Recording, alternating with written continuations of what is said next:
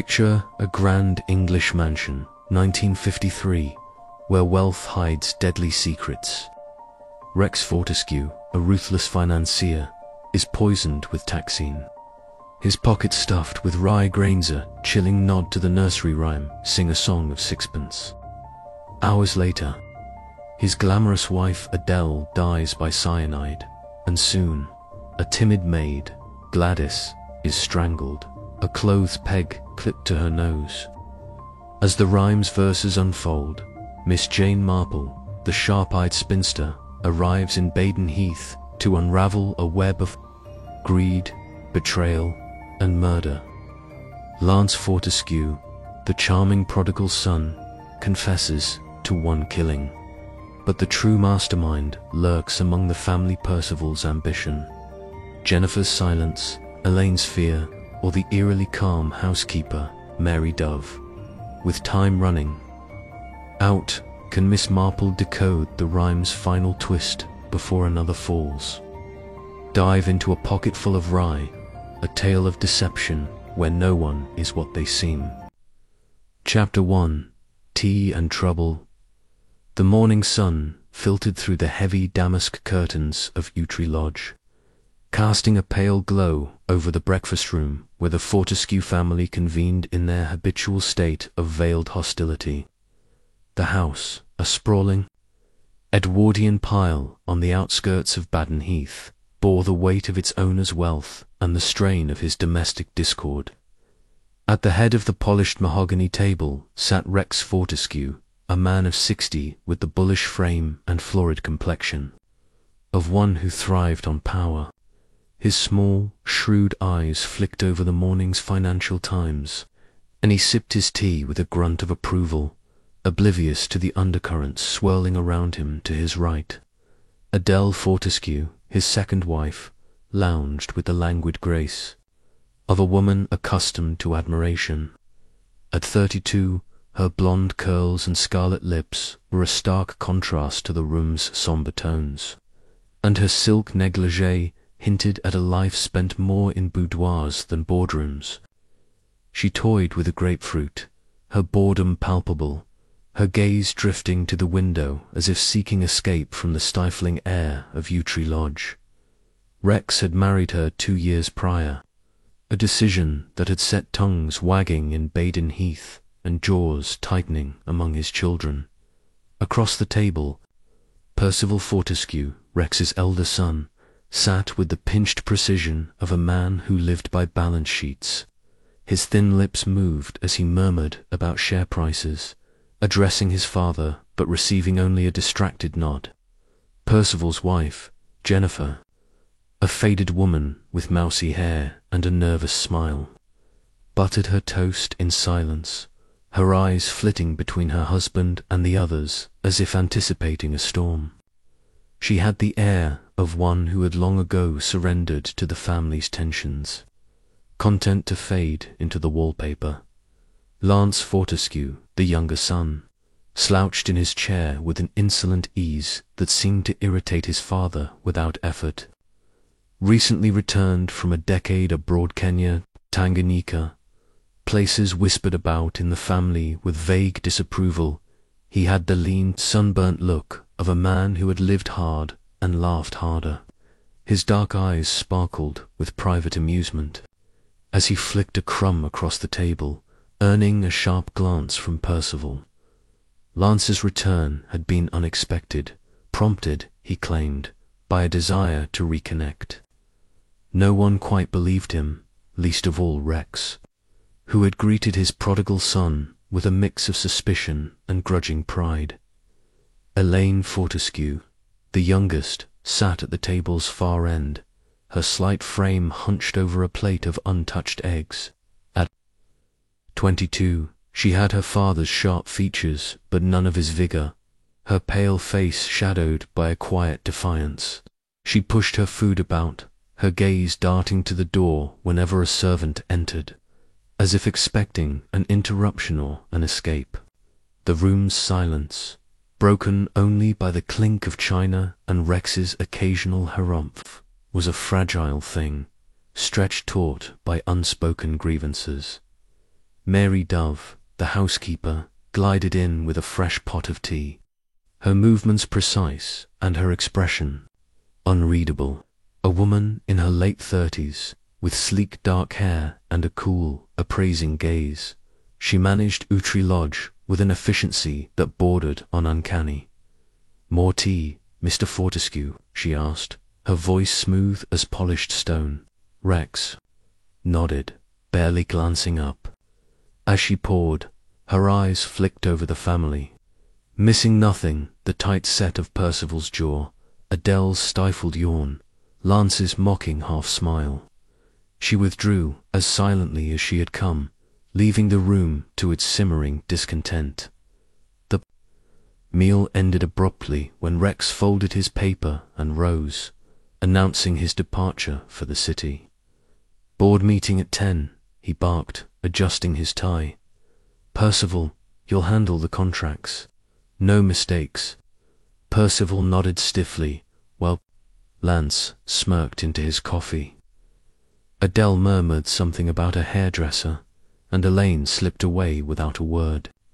The family dispersed, each to their separate corners of the house, like chess pieces retreating from a stalemate. At 11 o'clock, in the oak-panelled office of Fortescue Investments in Lombard Street, Rex Fortescue took a sip of his mid-morning tea, brought by a nervous clerk.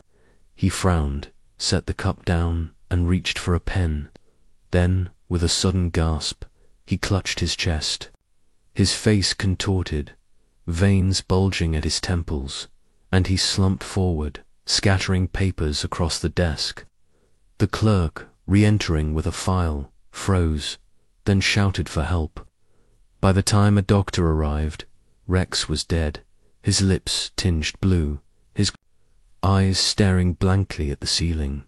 Inspector Neal, a lean man with a face like a well-worn ledger, arrived from Scotland Yard within the hour.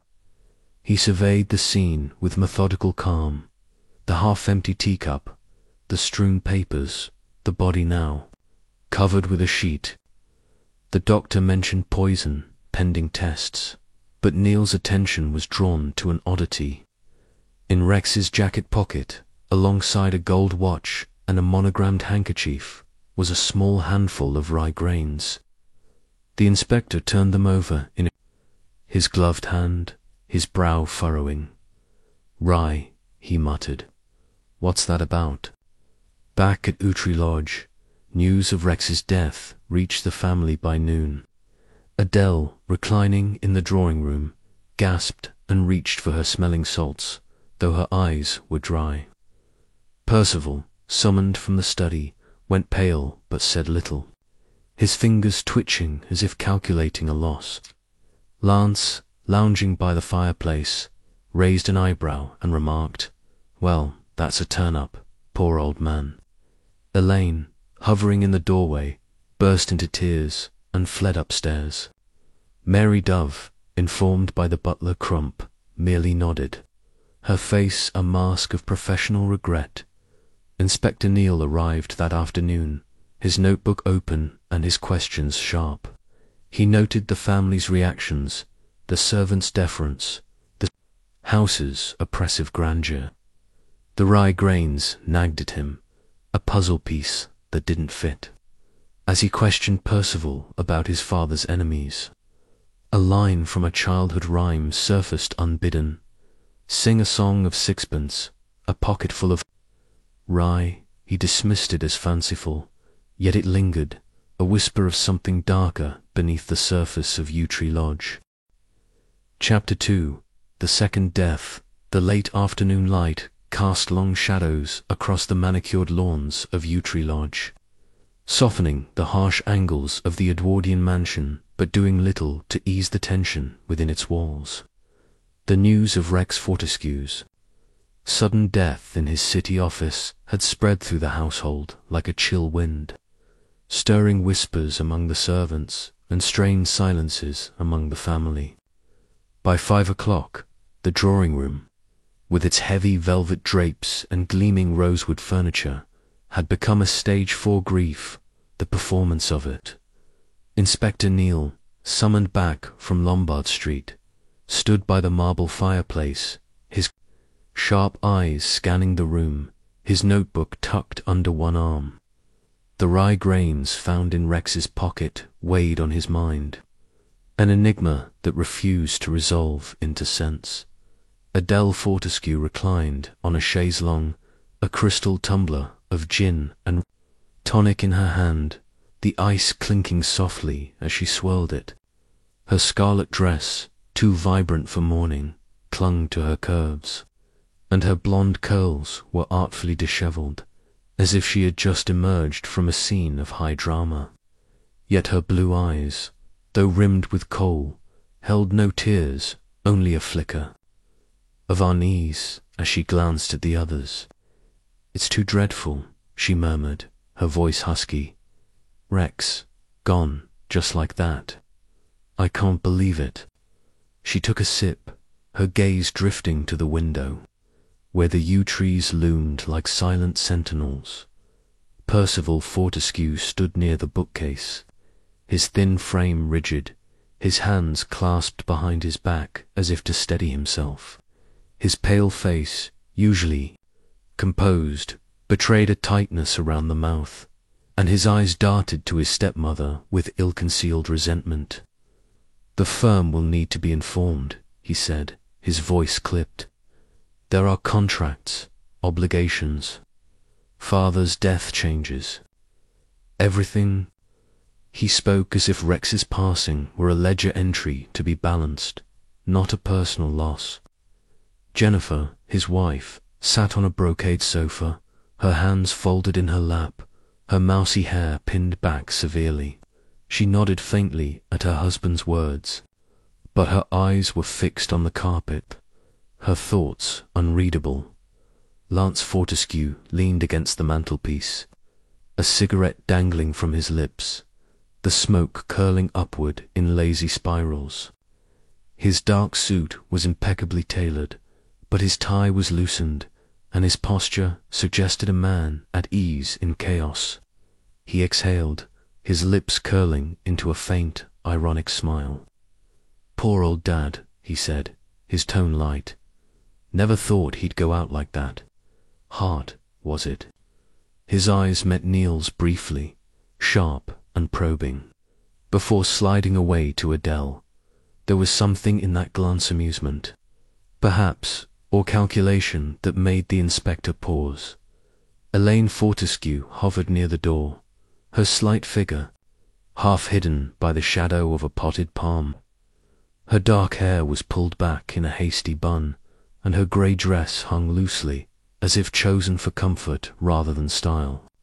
She had been crying, her eyes red and swollen, but she stood silent, twisting a handkerchief in her hands. When Neil's gaze fell on her, she flinched, as if expecting a blow. I didn't see father this morning," she stammered, unprompted. "He was already gone when I came down." Her voice broke, and she looked away, her shoulders trembling. Mary Dove, the housekeeper, entered with a tray of tea, her movements as precise as a metronome. Her dark hair was swept into a neat chignon, and her grey uniform was immaculate, lending her an air of quiet authority. She set the tray on a side table, her cool gaze sweeping the room. "Tea, Inspector?" she asked, her voice neutral but her eyes alert. Missing nothing the strain in Percival's posture, the glint of Adele's glass, the curl of Lance's lip. Neil declined with a nod, noting her composure. She was too controlled, he thought, too detached for a house struck by sudden death. The butler, Crump, a portly man with a red face and a tendency to fumble, followed her in, carrying a decanter of sherry. His hands shook slightly as he poured a glass for Jennifer, who accepted it with a murmur of thanks. Ellen, the doormaid, lingered in the doorway, her apron starched but her expression sour, as if the day's events were a personal affront. Gladys, the young parlour-maid, was conspicuously absent, her duties likely keeping her below stairs. Neil, made a mental note to speak with her. Servants, he knew, often saw more than they let on. The inspector cleared his throat, drawing the room's attention. "I'm afraid I have some preliminary findings," he began, his voice measured. "Mr. Fortescue's death was not natural. The doctor suspects poison, though we await the autopsy to confirm the substance. It appears to have been administered this morning, likely at his office." A ripple of shock passed through the room, though Neil suspected some of it was feigned. Adele gasped, her hand fluttering to her throat, but her eyes were sharp, calculating. Percival's lips tightened, and he exchanged a glance with Jennifer, who looked faintly ill. Lance raised an eyebrow, his cigarette pausing mid-air. "Poison," he said, almost as if intrigued. "That's a nasty business." Elaine let out a small sob, pressing her handkerchief to her mouth. "Who would do that to father?" she whispered, her voice barely audible. Neil studied her, noting the genuine distress, but his attention shifted to Percival, who stepped forward, his voice cold. "This is outrageous. My father had enemies. Of course business is cutthroat, but poison. That's absurd. Have you checked his office staff? The clerk who brought his tea?" Neil nodded, unruffled. "We're investigating all possibilities. Mr. Fortescue, can you tell me about your father's routine this morning?" Percival recounted the breakfast scene with clinical precision. Rex had eaten lightly, drunk his usual tea, and left for the city by 8. No one had noticed anything unusual, though Percival admitted he'd been preoccupied with papers. Adele chimed in, her voice languid. Rex was his usual self gruff, barking orders. He didn't seem ill. She paused, her eyes narrowing. "Though he did complain about the tea tasting bitter. I thought he was just being fussy." Neil jotted this down, his mind circling back to the rye grains. A bitter taste could mean poison, but the rye was another matter entirely. Lance flicked ash into the fireplace, his tone casual. "Father had a row with a chap named Mackenzie last week, some deal gone sour. Bloke threatened him, or so I heard. Might be worth a look." Neil nodded, though he sensed Lance was deflecting. The younger son's nonchalance was too studied, too deliberate. Mary Dove, who had been arranging the tea tray, spoke up, her voice calm. "If I may, Inspector, Mr. Fortescue received a letter yesterday that seemed to upset him. He burned it." In the study fireplace, Neil's interest sharpened. "Did you see the contents, Miss Dove?" She shook her head. "No, but he was agitated afterward. He mentioned something about old sins." The phrase hung in the air, heavy with implication. Neil made another note, his mind racing. Old sins, poison, rye, grains. There was a pattern here. If only he could see it. He turned to the family. "I'll need to speak with each of you, privately and with the staff. In the meantime, please remain in the house." Percival bristled. "This is our home, Inspector. We're not prisoners." Neil's voice was firm. "Until we know more, it's for your safety, Mr. Fortescue." The room fell silent, the weight of his words settling like dust, as the family dispersed. Percival to the study, Adele to her boudoir, Lance to the garden with another cigarette. Elaine lingered, her eyes pleading. "Inspector, father wasn't perfect, but he didn't deserve this. Please find who did it." Neil nodded, touched by her sincerity, but his thoughts were elsewhere. The rye grains nagged at him, a childish detail in a deadly game. He recalled the nursery rhyme sing, a song of sixpence, a pocket full of riand, felt a prickle of unease. It was too neat, too deliberate, by 7 o'clock. The house had settled into an uneasy quiet, the servants moving softly through their tasks, the family cloistered in their private griefs. Adele, alone in the drawing-room, poured herself another drink, the gin sharp and comforting. She stood by the window, watching the twilight deepen, her thoughts a tangle of fear and calculation. Rex's death was a shock, but also an opportunity. His will, she knew, favoured her, a fact that had rankled his children. She smiled faintly, imagining the freedom his fortune would bring. A sound behind her made her turn, but it was only the wind rattling the panes. She crossed to the sideboard, where a decanter of sherry sat beside a bowl of sugared almonds. On impulse, she reached for the sherry, pouring a small glass. The liquid gleamed amber in the lamplight, and she raised it to her lips, inhaling its sweet, nutty aroma. Her first sip was smooth, but the second brought a strange, bitter edge. She frowned, setting the glass down, and then a sharp pain seized her chest. Her knees buckled, and she clutched the sideboard, gasping. The glass slipped from her hand, shattering on the parquet floor, and Adele collapsed, her body convulsing once before going still. The faint scent of bitter almonds hung in the air, unmistakable. Ellen, the maid, discovered her minutes later, her scream echoing through the house. Neil, who had been interviewing Crump in the servants' hall, arrived at a run, followed by Mary, Dove, and Jennifer. He knelt beside Adele, checking for a pulse, but her eyes were fixed, her lips tinged with a faint blue. "Cyanide," he said grimly, recognizing the smell. He straightened, his mind racing. 2 deaths in one day, both poisoned, both in the Fortescue household.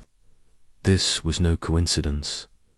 The family gathered again, summoned by the commotion. Percival's face was ashen, his voice shaking. "This is madness. First father, now Adele. What's happening?" Jennifer clung to his arm, her eyes wide with fear. Lance, summoned from the garden, looked genuinely startled, his cigarette forgotten. "Good God," he muttered, staring at Adele's body. Elaine, who had been reading in her room, burst into tears, burying her face in her hands. Mary Dove, standing by the door, watched the scene with her usual detachment, though Neil noted a slight tightening of her lips. He took charge, ordering the room sealed and the sherry decanter preserved for analysis. "No one touches anything," he snapped, his calm fraying. "To the family," he said, "this is now a double murder investigation. I need to know where each of you was in the last hour." Percival had been in the study, Jennifer in the conservatory, Lance in the garden, Elaine in her room. Mary Dove had been overseeing dinner preparations, Crump polishing silver, Ellen cleaning the upstairs hall. Gladys, Neil learned, had been in the kitchen, too shaken by Rex's death to work efficiently. As the coroner's men arrived to remove Adele's body, Neil stood by the window, staring at the yew trees. The nursery rhyme returned, unbidden, 24 blackbirds baked in a pie, and then the Queen was in the parlour, eating bread and honey. Adele, the Queen of Yew Tree Lodge, had died in the drawing-room, her drink poisoned. The rye in Rex's pocket, the cyanide in Adele's chariot, was all connected, a macabre game played by a cunning mind, but whose he questioned Lance. First, sensing the younger son's detachment hid something deeper, Lance admitted to wandering the garden, smoking and thinking. "Didn't much care for Adele," he said bluntly. "She was bleeding father dry, but I didn't kill her." His alibi was weak, but a gardener confirmed seeing him outside. Percival next was indignant. claiming he'd been on the phone with a solicitor. Jennifer corroborated this, her voice trembling. Elaine, sobbing, said she'd heard nothing from her room. The servants' stories aligned. Though Ellen muttered about cursed houses and Gladys was too distraught to say much, Neil dismissed them, his thoughts circling the rhyme. 2 deaths, 2 verses. If the killer was following the pattern, more would follow. He needed the autopsy results, the lab reports, anything to break the case open. As he left the drawing room, Mary Dove approached, her voice low. "Inspector, I found something in the pantry this afternoon, a small bottle, unlabeled, behind the flour. I left it there, thinking it was a cleaner's. Should I fetch it?" Neil's pulse quickened. "Show me," he said. In the pantry, a cramped room off the kitchen, Mary pointed to a shelf. Behind a sack of flour was a tiny glass vial, half full of a clear liquid. Neil handled it with care, sealing it in an evidence bag. "Don't touch anything else," he warned. Mary nodded, her face unreadable. Back in the hall, he overheard Ellen whispering to Crump, "First the master, now her. That rhyme's cursed, mark my words." Neil froze. "What rhyme?" he asked sharply. Ellen flushed, reluctant, but admitted the servants had been talking about "Sing a Song of Sixpence" since the rye was found. "It's nothing, sir," she said. "Just old nonsense." But to Neil it was far from nonsense. The rhyme was the key, a taunting thread woven through the murders.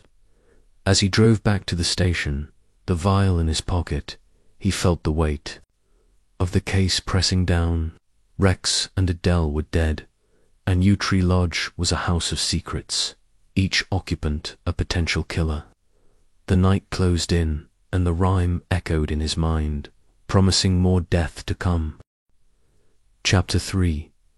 Miss Marple arrives. The village of St. Mary Mead lay drowsing under a grey June sky, its thatched cottages and tidy gardens untouched by the clamour of the wider world. In the modest sitting room of Danemead Cottage, Miss Jane Moll sat by the window, her knitting needles clicking rhythmically as she perused the morning's Times. The headlines spoke of politics and far-off wars, but it was a small article on page 7 that caught her eye. "Financier found dead in city. Office, poison suspected." The name Rex Fortescue stirred a vague memory, but it was the mention of rye grains in his pocket that made her pause, her needle stilling. "How very curious," she murmured, her pale blue eyes narrowing behind her spectacles. The detail was too peculiar, too deliberate, to be mere chance, Miss Marple's mind. Sharp as ever, despite her frail appearance, turned to nursery rhymes, those deceptively simple verses that often hid darker meanings. "Sing a song of sixpence, a pocket full of rye." The line echoed in her memory, conjuring images of childhood games and something less innocent, a pattern, perhaps, in a criminal's design. She folded the newspaper and reached for her tea, her thoughts already weaving connections.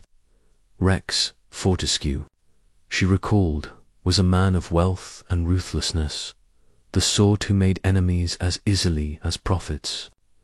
Poison and rye suggested a killer with both cunning and a flair for the theatrical dot. Her musings were interrupted by the arrival of Dr. Haydock, her old friend and physician, who bustled in with his usual vigour, his white hair dishevelled from the wind. "Jane, you're looking too thoughtful," he said, settling into an armchair. "What's caught your eye this time?" Miss Marple smiled, her expression deceptively mild. "A death in Baden Heath, Doctor. Rex Fortescue, poisoned, with rye in his pocket. It's most intriguing." Haydock raised an eyebrow. "Fortescue, blustery fellow, made a fortune in dubious deals. Poison, you say? That's nasty business. He leaned forward, his tone turning conspiratorial. You'll never guess my niece, Gladys, works as a parlour-maid at Yew Tree Lodge, his house. She wrote to me last week, all nerves, saying the place was a nest of vipers. Miss Marple's interest sharpened. Gladys, you say? Dear me, how? Fortunate. What did she tell you about the household? Haydock recounted the letter. Gladys, a shy girl prone to jitters, described a family riven by resentment treks, a tyrant. His young wife Adele, a spendthrift, and 2 sons at odds, one prim, the other reckless. The daughter, Elaine, seemed cowed, and the servants whispered of quarrels and secrets. Sounds like a powder keg, Haydock concluded. And now dead. You're thinking of meddling, aren't you, Jane? Not meddling, Doctor, Miss Marple said primly, her eyes twinkling, observing. Human nature is much the same. Whether in St. Mary Mead or Baden Heath, this wry business sits a clue, I'm sure, but not a simple one. I think I shall pay a visit to Baden Heath. Gladys might need comforting, poor child. Haydock chuckled, knowing better than to argue. You'll have the police eating out of your hand in no time. But be careful, Jane. Poisoners are slippery folk. By noon, Miss Marple had packed a small valise, her knitting tucked alongside a spare shawl and a well-worn copy of Bradshaw's railway timetable. The train to Baden Heath was mercifully prompt, and as it rattled through the countryside, she gazed out at the passing fields, her mind sifting possibilities. Poison suggested intimacy, a family member, a servant, someone close enough to tamper with food or drink. The rye, though, was a flourish, a taunt, perhaps meant to mislead. She hummed softly, the nursery rhyme looping in her thoughts, each verse a potential warning. Baden Heath was a bustling market town, its high street lined with shops and its outskirts dotted with grand houses like Yew Tree Lodge. Miss Marple took a room at the King's Arms, a cosy inn with creaking floors and a landlady, Mrs. Willis, who was eager to gossip. Terrible goings-on at Yew Tree Lodge, Mrs. Willis confided as she poured tea. First Mr. Fortescue, dead in his office, and now his wife Adele, poisoned last night. Cyanide, they say, in her sherry. The police are all over the place. Miss Marple's cup paused mid-air. To deaths. Dear me, how dreadful. Cyanide. You say, that's very specific. Her voice was gentle, but her mind raced. 2 victims, 2 verses of the rhyme wrecks with his rye, Adele in the parlour. The pattern was unmistakable. Mrs. Willis, warming to her theme, described the Fortescue household. Percival, the elder son, stuffy as a bank clerk. Lance, the younger, a rogue with a charming smile. Elaine, a mouse of a girl. And the servants, led by a housekeeper too clever by half. Miss Marple listened, nodding, her knitting needles resuming their quiet rhythm. And the police, she asked. Who's in charge? Mrs. Willis named Inspector Neal, a sharp one, but overworked, poor man. Miss Marple made a mental note to seek him out.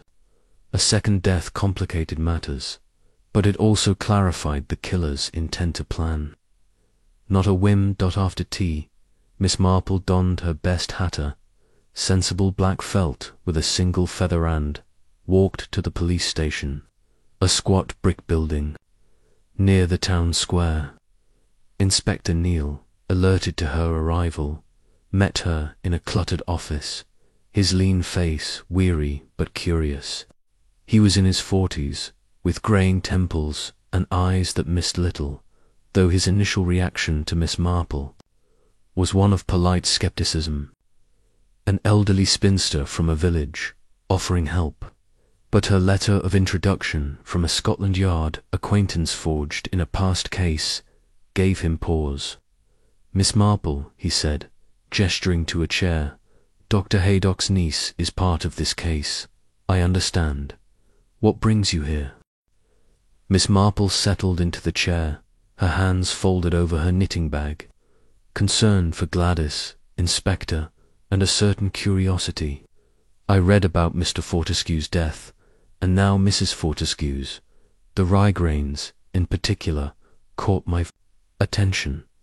A most unusual detail, don't you think?" Neil's expression sharpened.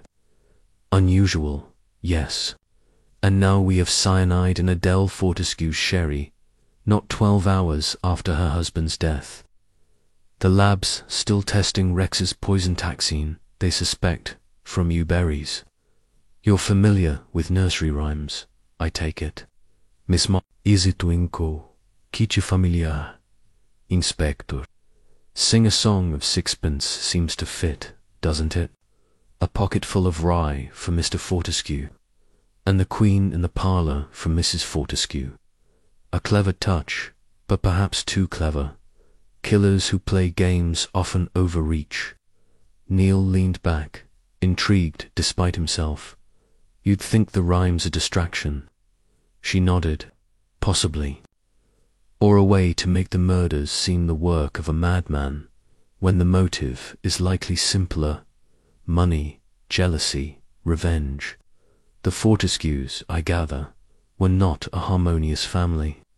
Neil, warming to her, shared the basics. Rex, poisoned in his office, likely via his morning tea. Adele, dead in the drawing room, cyanide in her sherry. A household of suspects, each with motive. Percival, resentful of his father's favoritism toward Adele. Lance, back from abroad with debts. Elaine, stifled by her father's control. And the servants, especially Mary Dove, whose cool efficiency seemed almost suspect. "And then there's this," Neil said, producing an evidence bag containing a small vial of clear liquid found in the pantry. "We're testing it, but it could be cyanide." The killer's bold, leaving it where it might be found. Miss Marple's needles clicked softly as she listened, her mind sorting the players like cards in a deck. "The vial is interesting, Inspector. Either the killer is careless, or they meant it to be found to point suspicion elsewhere. Tell me about the household's movements yesterday." Neil recounted the family's alibis, Percival in the study, Jennifer in the conservatory, Lance in the garden, Elaine in her room, the servants scattered but accounted for. Gladys, he noted, had been shaken, barely coherent when questioned. "She's a nervous girl," he said. "Knows more than she's saying, I'd wager." Miss Marple nodded thoughtfully. "Gladys may have seen something, even if she doesn't realize its importance. Servants often do. Might I speak with her? A familiar face could put her at ease." Neil hesitated, then agreed, impressed by her quiet authority. "I'll arrange it, but tread lightly, Miss Marple. This killer's already struck twice." She smiled, her expression serene. "I'm always careful, Inspector. Now, about that rhyme, have you considered the next verse? The maid was in the garden, hanging out the clothes. It's worth watching the servants closely." Neil escorted her to Outry Lodge that evening, the house looming under a sky heavy with clouds. The air was thick with the scent of yew. Trees, their dark branches casting eerie shadows. Inside, the hall was dimly lit, its oak panelling absorbing the light from a single chandelier. Mary Dove greeted them, her grey eyes assessing Miss Marple with polite curiosity. "Inspector, Miss Marple," the old lady supplied, her voice soft. "I'm here to see Gladys, my friend's niece. Such a distressing time for her. Mary's smile was thin. Of course. She's in the kitchen, I believe. I'll fetch her.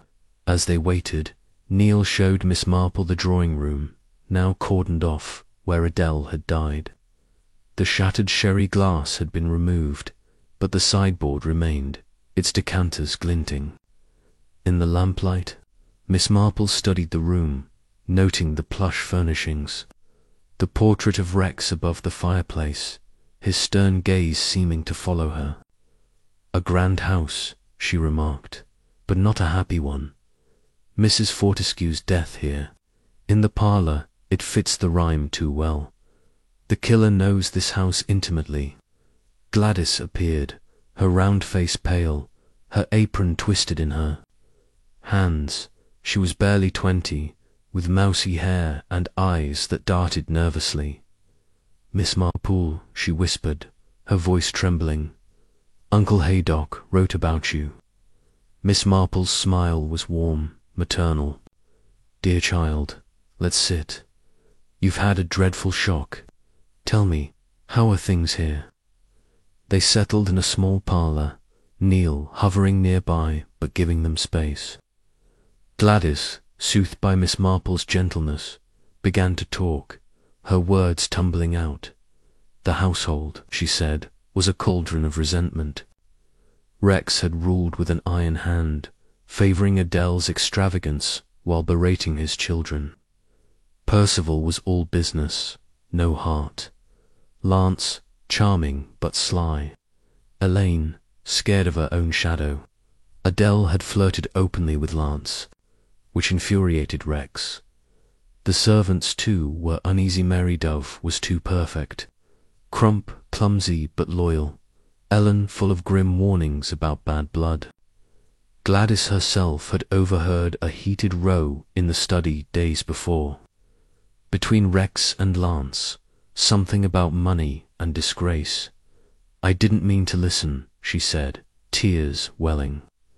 But Mr. Lance sounded angry, and Mr. Fortescue shouted about cutting him off. Miss Marple patted her hand, her mind cataloguing every detail. You've done well to tell me, Gladys. Did you notice anything odd yesterday? Anything out of place? Gladys hesitated, then whispered, there was. A jar of yew-berries in the scullery behind the jam pots. I thought it was for preserves, but Ellen said they're poison. I didn't touch it. Miss Marple's eyes gleamed. Very wise, dear. Tell Inspector Neil about this jar, but no one else. You're a brave girl.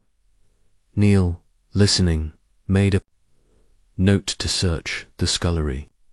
As Gladys was led away, Miss Marple turned to him, her voice low.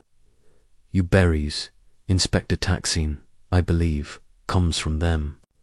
The killer is using the house itself as a weapon, its garden, its pantry. And Gladys, poor child, may be in danger if she's seen too much. The rhyme's next verse worries me. Neil nodded, his respect for her growing. I'll have the jar tested, and I'll put a man on the house tonight. You've a knack for this, Miss Marple. They stepped outside, the night air cool and heavy with the promise of rain.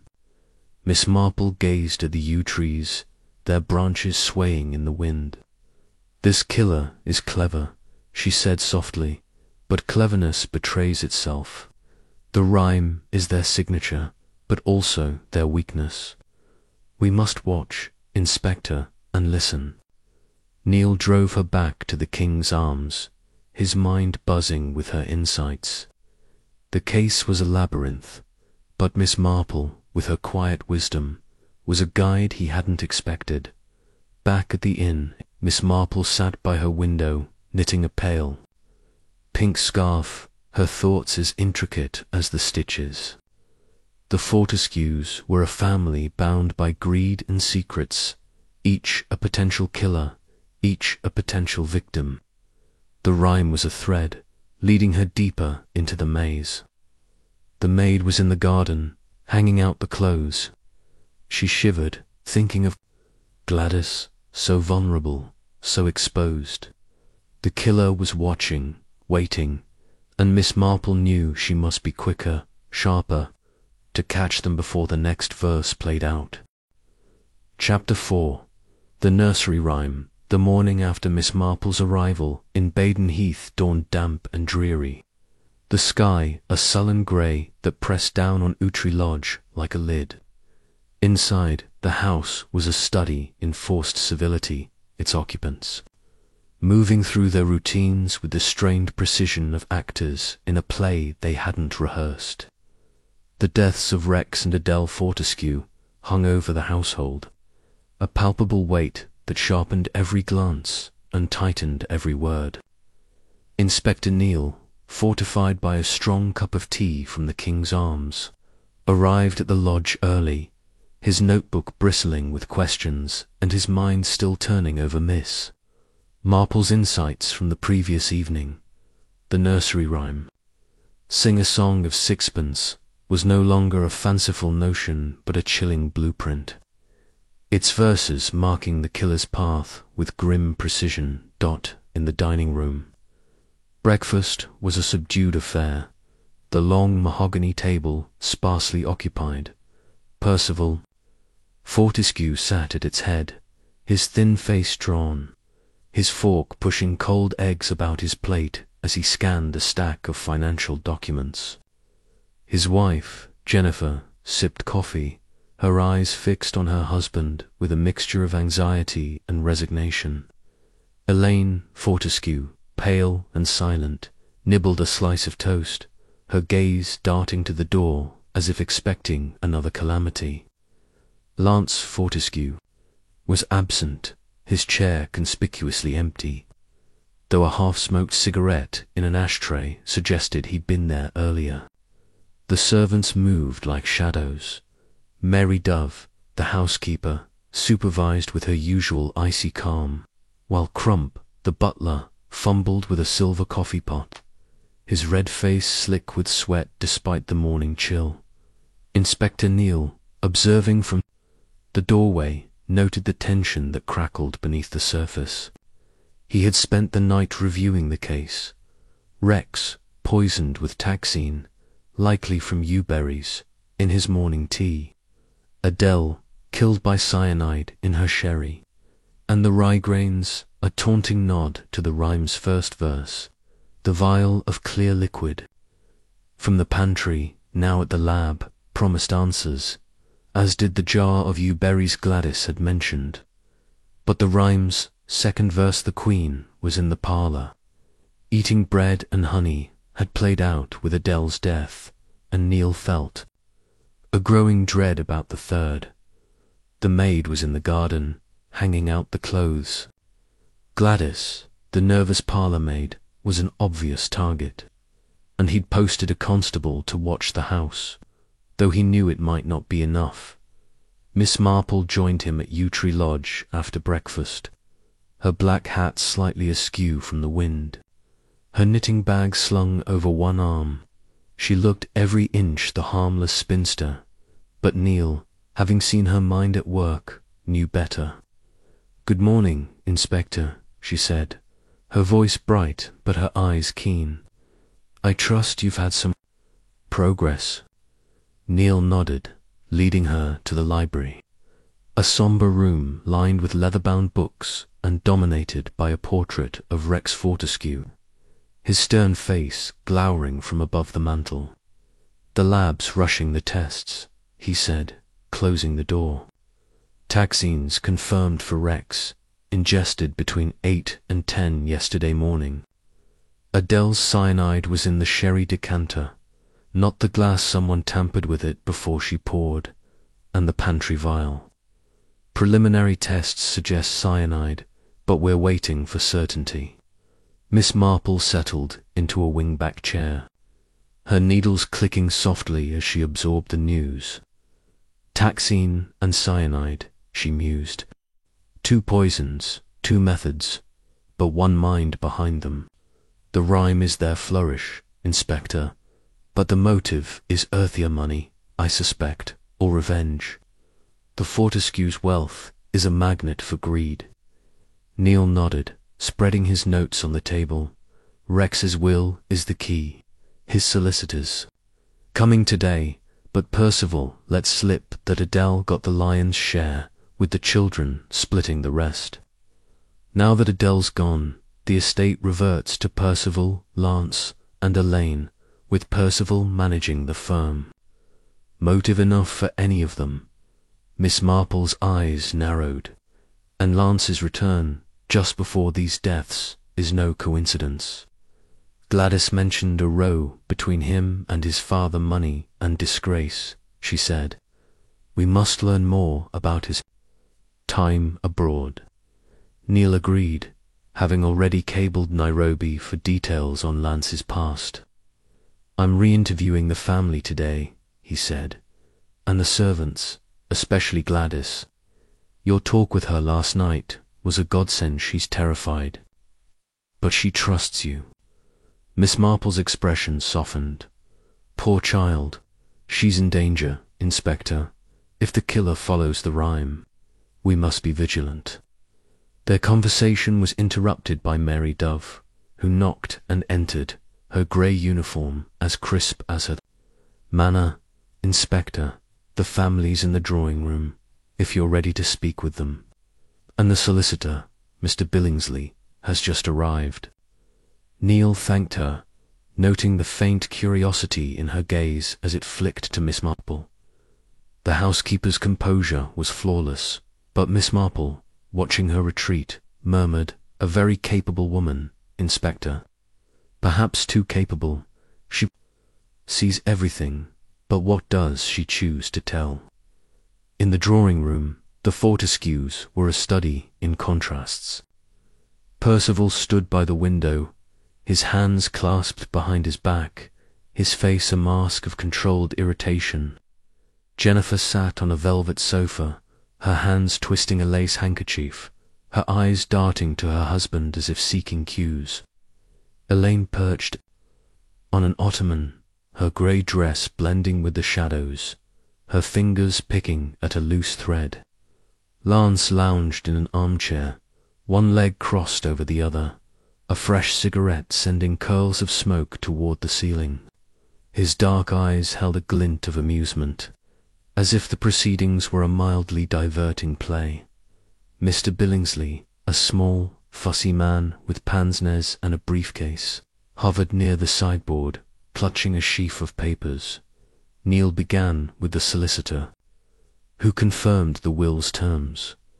Adele had inherited half of Rex's estate, including the house, with the remainder split equally among Percival, Lance, and Elaine. The family firm, Fortescue Investments, was to be managed by Percival, with profits shared. Adele's death, Billingsley noted, redirected her share to the children, significantly boosting their inheritance. A substantial sum, he said, adjusting his glasses. Several million, plus properties. Percival's lips tightened, and Lance's smile widened, though his eyes were cold. Elaine looked stricken, as if the money were a curse. Miss Marple, seated quietly in a corner, her knitting a soft counterpoint to the tension, observed the family's reactions. Percival's rigidity suggested resentment, not grief. Lance's nonchalance masked something sharper. Elaine's distress seemed genuine, but fear could hide guilt. Jennifer, she noted, was the least readable, her silence a shield. Neil pressed Percival first. You knew the will's terms, Mr. Fortescue. Were you content with them? Percival's voice was icy. My father's choices were his own. I focused on the firm, not his money. But his eyes betrayed a flicker of anger, and Miss Marple thought of village shopkeepers who smiled while nursing grudges. Lance, questioned next, was flippant. I didn't need father's money. I've got my own ventures. Neil pounced. Ventures that failed, according to Nairobi. You were in debt, weren't you? Lance's smile didn't waver, but his Fingers tightened on his cigarette. Old news, Inspector. I came back to mend fences, not burn them. Miss Marple, listening, recalled a St. Mary Mead, Nerdwell, who'd charmed his way out of trouble, only to steal from his own kin. Lance, she thought, was cut from similar cloth. Elaine, trembling, admitted to hating her father's control, but insisted she'd never harm him. He wouldn't let me live my own life, she whispered, but I didn't want him dead. Jennifer, when pressed, spoke softly of Adele's extravagance, hinting at tensions over money. She spent like it was water, she said, then fell silent, as if regretting her candor. Neil, frustrated by their evasions, turned to the rhyme. The rye in your father's pocket, the cyanide in Adele's chariots, no accident. Someone's playing a game. Any ideas? The family exchanged glances, but no one spoke. Their silence a wall. Miss Marple broke the quiet, her voice gentle but firm. If I may, Inspector, the rhyme is a clue, but also a mask. The killer wants us to see madness, not motive. Mr. Fortescue's business dealings were their enemies who might use such theatrics. Percival seized the suggestion. Father had rivals. Mackenzie, for one a shady type, threatened him over a deal. Lance nodded, too quickly, Miss Marple thought. Mackenzie's a hothead, worth checking. Neil made a note, but his eyes lingered on Lance. Sensing deflection as the family dispersed, Neil and Miss Marple moved to the garden, where the yew trees stood like dark sentinels.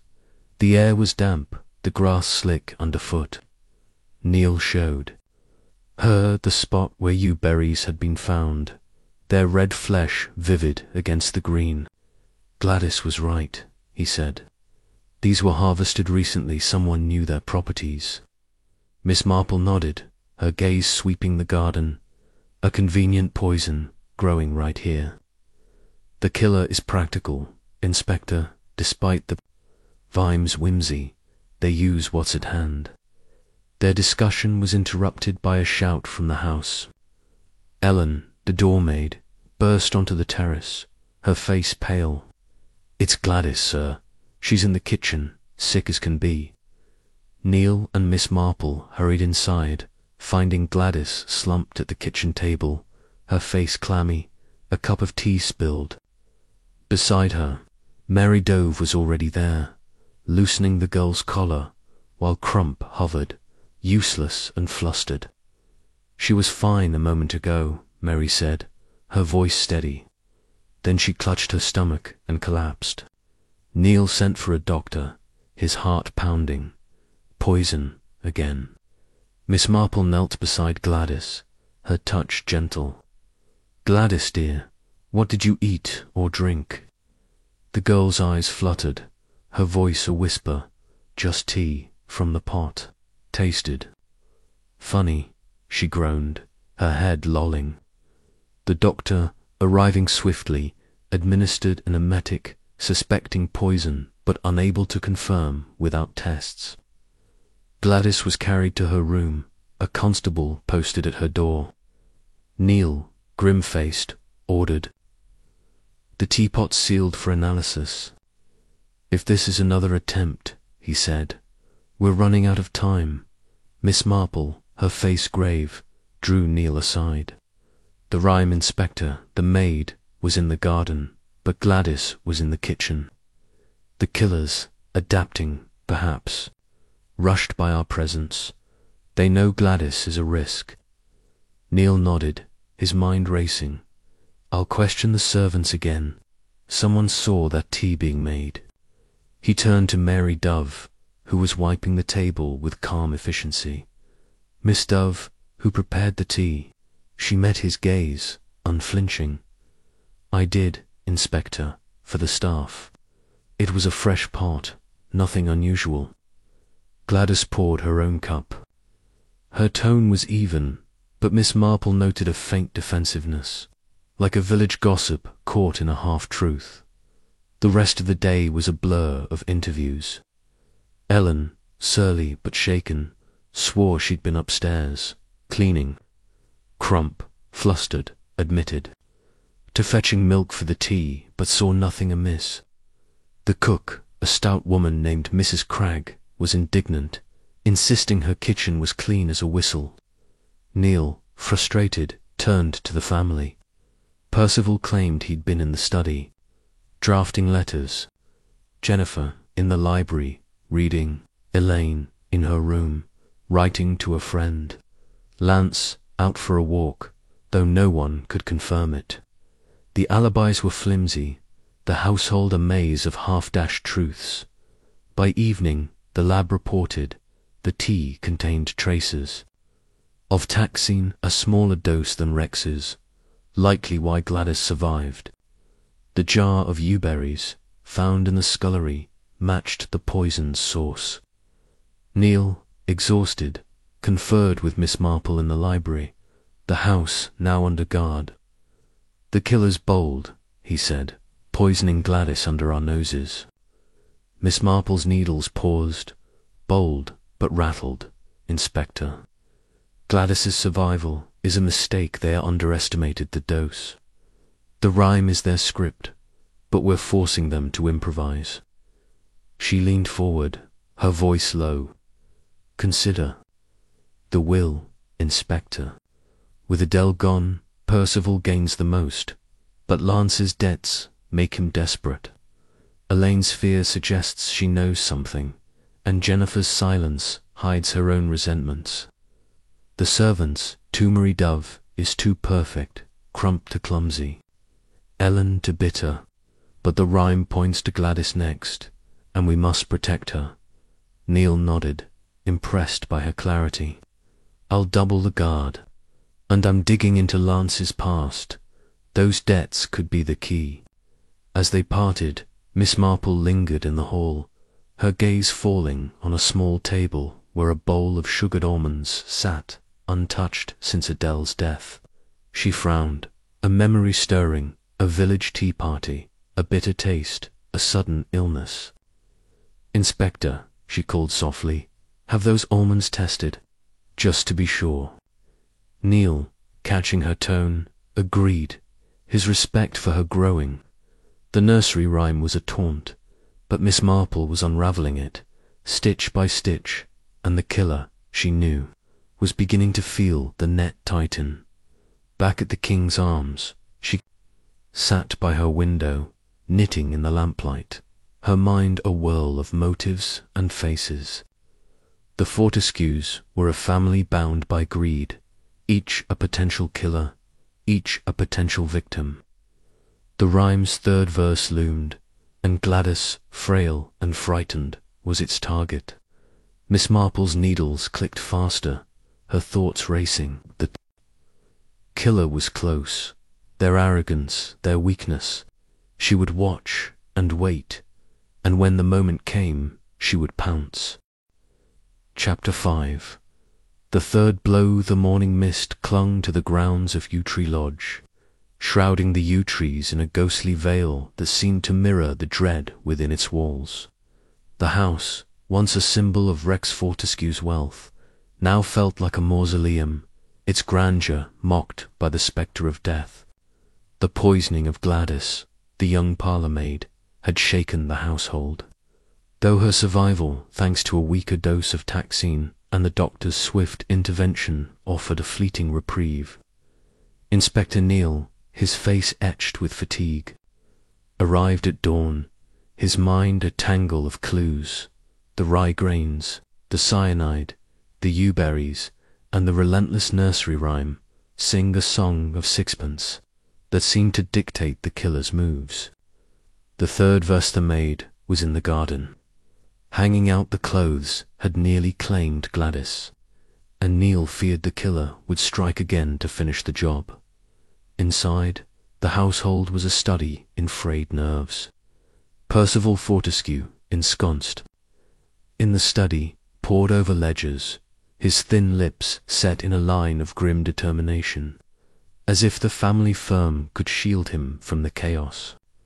Jennifer, his wife, drifted through the drawing room, her hands fluttering over a sewing basket, her eyes avoiding the spot where Adele had died.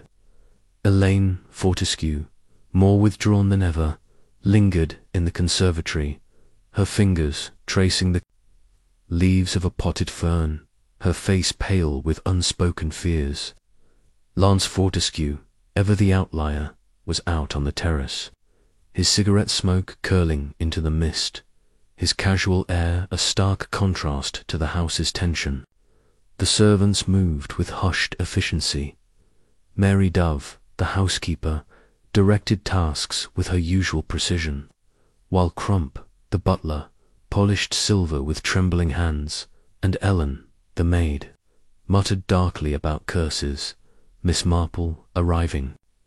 Shortly after Neil stepped into the hall, her black shawl draped over her shoulders, her knitting bag a familiar companion. Her frail appearance belied the steel in her gaze, and Neil, who had come to value her insight, greeted her with a nod. "Gladys is recovering," he reported, leading her to the library, where a fire crackled against the morning chill. "The doctor says she'll pull through, but she's too shaken to talk much." The tea was laced with taxine, same as Rex's, from those yew berries in the scullery. "The almonds you mentioned there clean, but I'm not taking chances. Everything edible in this house is under lock and key now." Miss Marple settled into a leather armchair, her needles clicking softly as she absorbed the update. "A fortunate escape for Gladys," she said, her voice gentle but her eyes sharp. "The killer miscalculated, perhaps in haste. But they won't. Stop, Inspector. The rhyme is their guide, and Gladys's survival is a challenge to their plan." Neil spread his notes on the desk, his frustration evident. "I've got constables patrolling the grounds, and I'm rechecking alibis. The tea was brewed for the servants, but anyone could have tampered with it. Mary Dove swears she didn't notice anything odd, but she's too sharp to miss much. I'm starting to wonder about her." Miss Marple's needles paused. "Miss Dove is an enigma, Inspector. Her efficiency is almost theatrical, like a village schoolmistress who knows more than she lets on. But let us consider the family. Lance's debts, Percival's control of the firm Elaine's fear. Jennifer's silence each has a motive, and the will's terms give them all a stake in these deaths." Neil nodded, producing a telegram from Nairobi, just arrived. "Lance's past is murky. Fraud allegations dropped under mysterious circumstances. He owed thousands, and Rex refused to bail him out. That row Gladys overheard it was about Lance's disgrace. He's got the charm to cover it, but I'm not fooled." Their discussion was cut short by a piercing scream from the back of the house. Sharp and raw, slicing through the morning quiet, Neil bolted from the library, Miss Marple following with surprising agility, her shawl trailing. The sound came from the laundry room, a damp, stone-walled space off the kitchen, where linens were washed and pressed. As they burst in, Ellen stood frozen, her hands clutching her apron, her face ashen. On the floor, crumpled beside an ironing board, lay Gladys, her eyes wide and sightless, a thin cord twisted tightly around her neck. A wooden clothes peg, grotesquely incongruous, was clipped to her nose, its prongs biting into her skin. Neil knelt beside the body, his fingers probing for a pulse, but the coldness of her skin told him the truth. "Strangled," he said grimly, his voice tight with anger. "She's been dead an hour, maybe less." Miss Marple, her face pale but composed, stepped closer, her gaze taking in the scene, the overturned basket of linens, the open window letting in the mist, the pegger cruel nod to the rhyme's third. Verse, when down came a black bird and pecked off her nose. Dear God, she whispered, her voice steady despite the horror. The killer has completed the verse, Inspector. But not in the garden, in the laundry room. They're adapting, taunting us. The household converged, drawn by Ellen's scream. Percival arrived first, his face blanching at the sight. What in heaven's name, Gladys? Who did this? His voice cracked, but his eyes darted to the door, as if calculating an escape.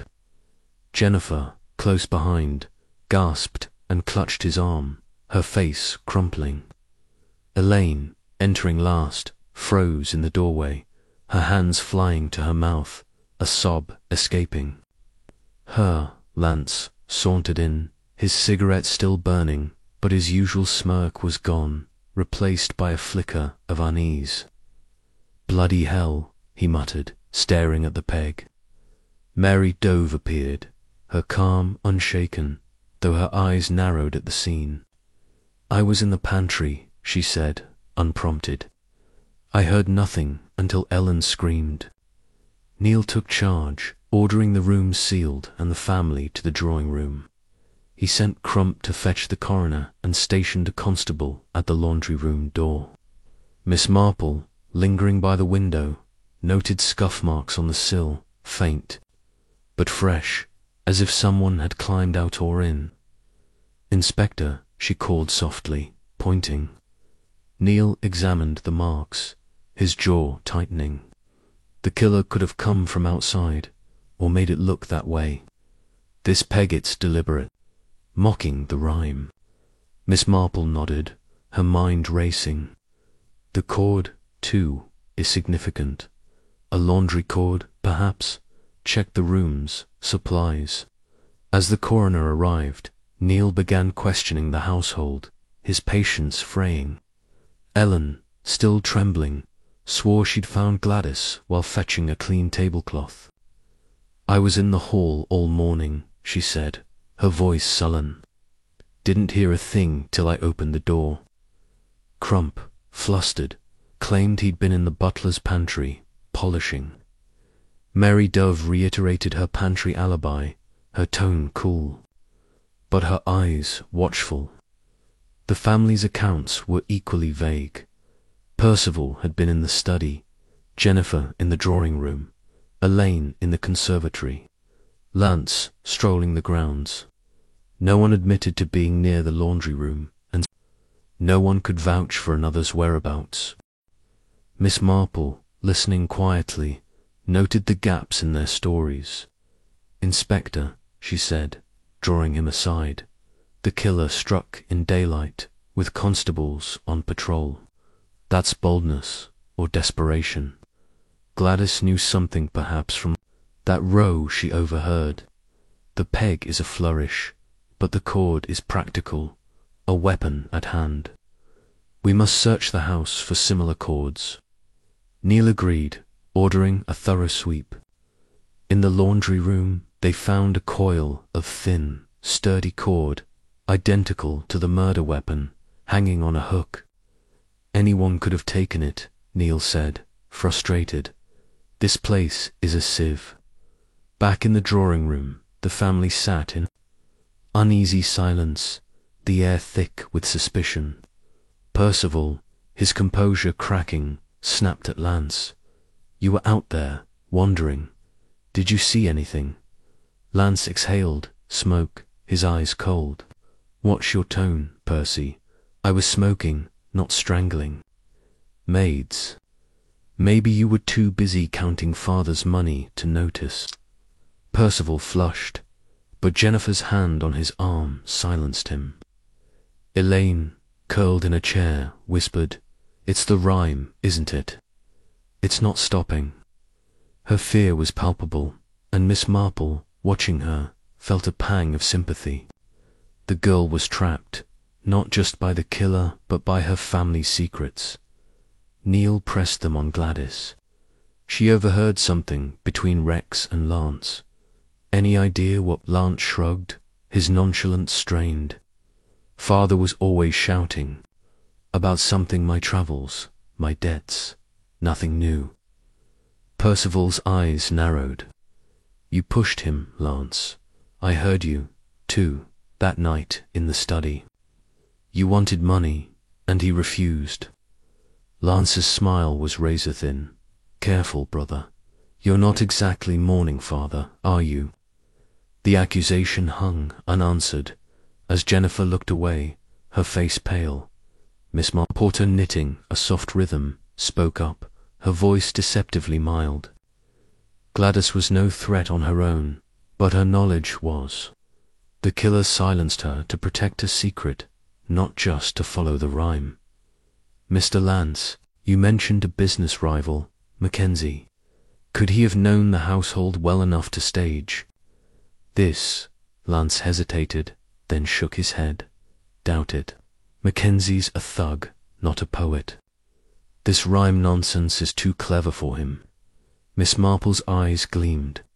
His quick dismissal, she thought, was telling a deflection. Perhaps. Neil turned to Mary Dove, who stood by the door, her hands clasped. Miss Dove, you're everywhere. In this house, did you see Gladys this morning? Her gaze was steady, briefly, in the kitchen. She was upset, still weak from yesterday. I sent her to rest, but she insisted on helping with the laundry. Her tone was flawless, but Miss Marple noted a faint rigidity, like a village matron hiding a scandal, and the cord. Neil pressed. It's common in the laundry room, isn't it? Mary nodded. Yes, for bundling linens. I hadn't noticed any missing. As the interviews dragged on, Neil's frustration mounted. The alibis were porous, the motives endless. He dismissed the family, keeping Mary Dove back. You're too observant to miss much, he said bluntly. If you're holding anything back, now's the time to speak. Her lips twitched, almost a smile. I've told you what I know, Inspector. This house is full of secrets, but I'm not their keeper. She glided out, leaving Neil with a sense of unease. Miss Marple, watching, murmured, She's playing a part, Inspector. But is it accomplice or bystander? The coroner's preliminary report arrived by noon. Gladys had died of strangulation, the cord leaving deep marks, the peg added post-mortem as a grotesque signature. No fingerprints, no clear signs of struggle, suggesting she'd been caught off guard. Neil, pacing the library, shared the news with Miss Marple. 3 deaths, 3 verses, he said. The rhyme's next line, the king was in his counting. House points to Percival, doesn't it? He's the money man. Miss Marple's needles slowed. Perhaps, but the killer may twist the verse, as they did with Gladys. The laundry room, not the garden, was their stage. We must protect Percival, but also look beyond the obvious. She leaned forward, her voice low. Gladys's death was personal, Inspector. The peg was cruel, a message.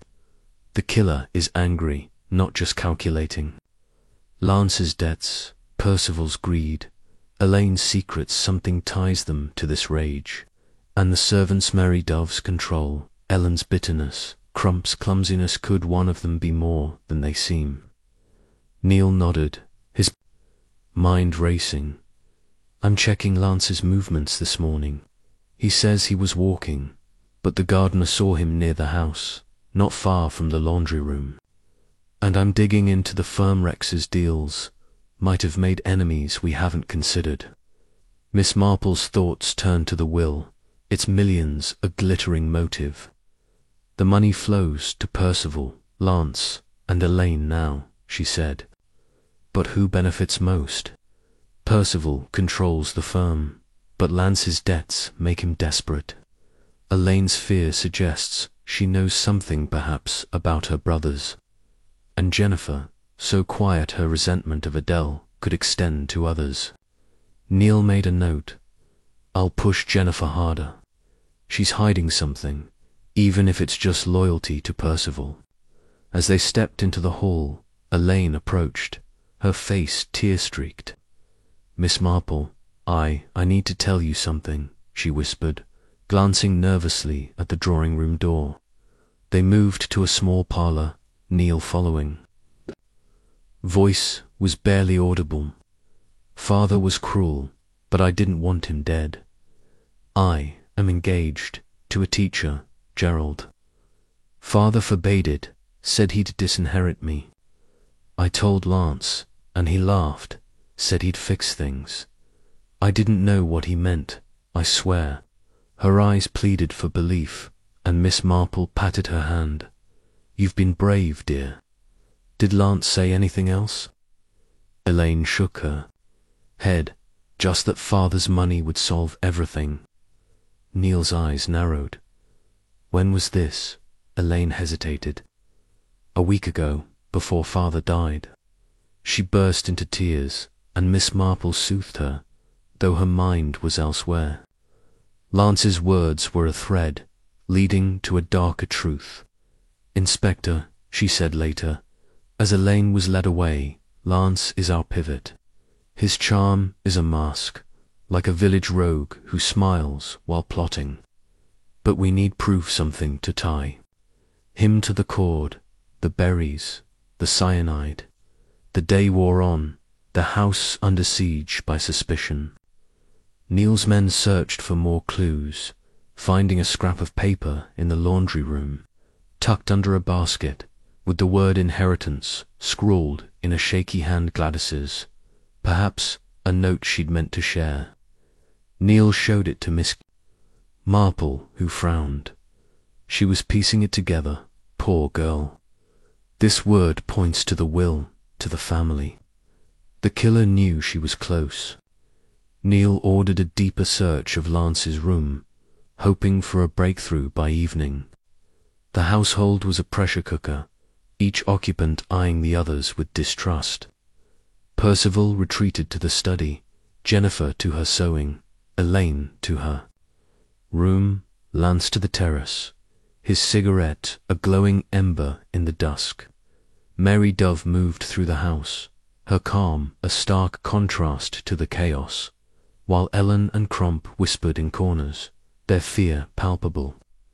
Neil, exhausted, conferred with Miss Marple in the library, the fire now a faint glow. "We're close," he said, "but the killer's always a step ahead." The rhyme's fourth verse, "The king was in his counting houses next." Percival's in danger, but I can't shake the feeling we're missing something. Miss Marple. Needles clicked, her mind a whirl of patterns. The killer is clever, Inspector, but their arrogance is their flaw. The rhyme is a game, but the motive is simple money, power, or revenge. Lance's debts, Percival's ambition, Elaine's secret, Jennifer's silence, each is a piece.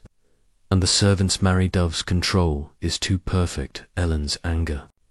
To roar, we must watch them all, but Lance is the key. His return sparked this, I'm sure. Neil nodded, his resolve hardening. "I'll tail him myself tomorrow. If he moves, I'll know." As Miss Marple returned to the King's Arms, the mist had thickened, cloaking Baden Heath in a ghostly shroud. She sat by her window, knitting a pale pink scarf, her thoughts as intricate as the stitches. Gladys's death was a wound, a reminder of the killer's ruthlessness. The rhyme's fourth verse loomed, and Percival, the king, was next door, so the killer wanted them to think. Miss Marple's eyes gleamed. In the lamplight, the net was tightening, and she would be ready when the killer stumbled. Chapter 6. The family unravels. The air in Yew Tree Lodge was heavy with suspicion, as if the very walls absorbed the mistrust that simmered among its occupants. The brutal strangling of Gladys, the parlour-maid, had shattered any pretense of normalcy, and the grotesque detail of the clothes peg clipped to her nose a cruel echo of the nursery. Rhyme's third verse hung like a spectre over the household. Inspector Neil, his lean face shadowed by sleeplessness, stood in the hall, his notebook filled with alibis that crumbled under scrutiny and motives that multiplied like weeds. The rhyme, Sing a Song of Sixpence, was no longer a mere curiosity, but a taunting map. Its fourth verse, the king, was in his counting house, counting out his money looming as a threat, with Percival Fortescue, the family's financial steward, as its likely target. Miss Jane Marple, arriving at the lodge mid-morning, stepped into the oppressive atmosphere with her usual composure, her black hat slightly tilted, her knitting bag slung over one arm. Her frail figure and gentle demeanour belied the razor-sharp mind that had already begun to unravel the threads of the case. Neil met her in the library, where the fire sputtered against the damp chill of the June day. "The coroner's report is in," he said, his voice taut. "Gladys was strangled between 8 and 9 this morning. No defensive wounds, suggesting she knew her attacker. The cord was from the laundry room, the peg a deliberate addition. We found that scrap of paper, inheritance, in her handwriting, likely a note she meant to share. She was close to something, Miss Marple, and it cost her." Miss Marple settled into a chair, her needles clicking softly, her pale blue eyes fixed on Neil. "Poor Gladys," she murmured. "She saw or heard too much, and the killer could not risk her speaking. The peg, Inspector, is not just a nod to the Rimmets personal, a gesture of contempt. The killer is angry, not merely cunning." She paused, her mind sifting the household's players. The word inheritance points to the will, to the millions at stake. Percival, Lance, Elaine each, gains from Rex and Adele's deaths, but who needed it most? And the servants' Mary Dove's calm is too studied, Ellen's bitterness too sharp, Crump's clumsiness too convenient. We must dig deeper. Neil spread his notes on the desk, his frustration palpable. "I've got men searching Lance's room, and I'm tailing him today. That Nairobi telegram, his fraud case was dropped because a witness vanished, likely paid off. He's desperate for cash, and that row with Rex was about a loan Rex refused. But Percival's, no saint, his control of the firm gives him power, and he resented Adele's share. Elaine's hiding something, and Jennifer's too quiet. I'm at a loss, Miss Marple. The rhyme's leading us, but where?" Miss Marple's needles paused, her gaze distant. "The rhyme is a mask, Inspector, meant to dazzle and distract. The killer wants us chasing blackbirds, not motives. But motives are simple greed, fear, revenge. Lance's return sparked this. I'm certain, but he may not act alone. In St. Mary Mead, I knew a young man, charming like Lance, who persuaded his sister to lie for him. Family ties can bind or strangle." Neil nodded, jotting a note. "I'll press Elaine again. Her engagement story, Gerald, the teacher might be the key. She said Lance promised to fix things. That's no idle phrase." Their conversation was interrupted by Mary Dove, who entered with a tray of tea, her movements as precise as a clock's. Her grey eyes flicked to Miss Marple, a faint curiosity beneath her calm. "Inspector, the family is in the drawing-room, if you need them." Mr. Percival asked about the firm's papers, something about a missing contract. Neil's interest sharpened. "Missing. I'll look into it. Thank you, Miss Dove." As she left, Miss Marple murmured, "She's always there, isn't she? Watching, listening. A very clever woman, but cleverness can hide as well as reveal." In the drawing-room, the Fortescues were a tableau of unease. Percival stood by the fireplace, his hands clasped, his face a mask of strained patience. Jennifer sat on a sofa, her sewing basket open, her needle poised but idle, her eyes avoiding. The others. Elaine perched on a window seat, her grey dress blending with the mist outside, her fingers twisting a handkerchief. Lance lounged in an armchair, his legs stretched out, a fresh cigarette sending smoke curling toward the chandelier. His dark eyes held a glint of defiance, as if daring the room to challenge him. The air was thick with unspoken accusations, each glance a silent jab. Neil began with Percival, his tone brisk. "A missing contract, Mr. Fortescue. Care to elaborate?" Percival's lips tightened. "It's a minor matter, Inspector. A deal father was negotiating Mackenzie's project. I can't find the terms, and it's critical for the firm." Neil's eyes narrowed. "Mackenzie the man Lance mentioned. A rival who threatened your father." Percival nodded, reluctant. "Yes, but he's hardly a murderer. The contract's absence is likely father's carelessness." Lance snorted, exhaling smoke. "Careless father, that's rich. Percy, you're just annoyed you weren't in the loop." Percival flushed, his voice sharp. "And you, Lance, skulking about, begging father for money. I heard you that night in the study. Disgrace, he called it. What was it? Another failed scheme?" Lance's smile was cold. "Careful, brother. You're not exactly grieving, are you?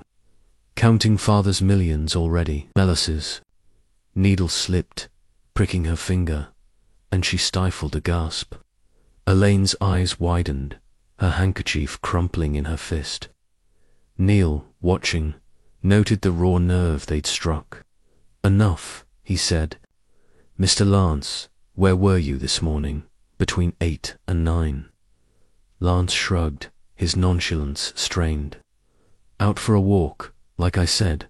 Saw the gardener, old Harris, near the rose beds." "Ask him." Neil made a note, skeptical. "And you, Mr. Percival?" Percival's voice was clipped. "In the study, reviewing accounts. Jennifer was with me part of the time." Jennifer nodded, her voice soft. "I brought him coffee at 8:30, then went to the library."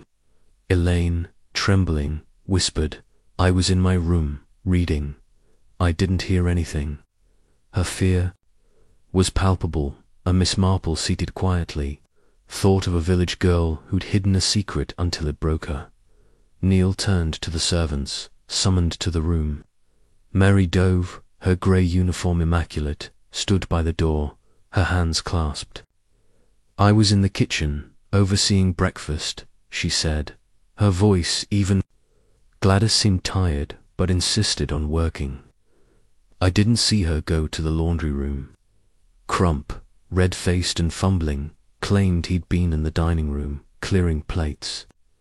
Ellen, her sour face set, said she'd been upstairs, dusting, until she found Gladys. Their stories aligned too neatly, Neil thought, like a script rehearsed. Miss Marple, her knitting a soft counterpoint, noted Mary's precision, Crump's nerves, Ellen's hostility. One of them, she suspected, was lying or all. The questioning yielded little, each answer a wall, each alibi a shadow. Neil, his patience thinning, dismissed them, keeping Lance back. "Your walk," he said bluntly. "The gardener saw you near the house, not the rose beds. Care to explain?" Lance's eyes flickered, but his smile held. "Harris is half-blind, Inspector. I wondered, smoked, thought about father. No crime in that." Neil pressed harder. "Gladys overheard you and Rex money. Disgrace.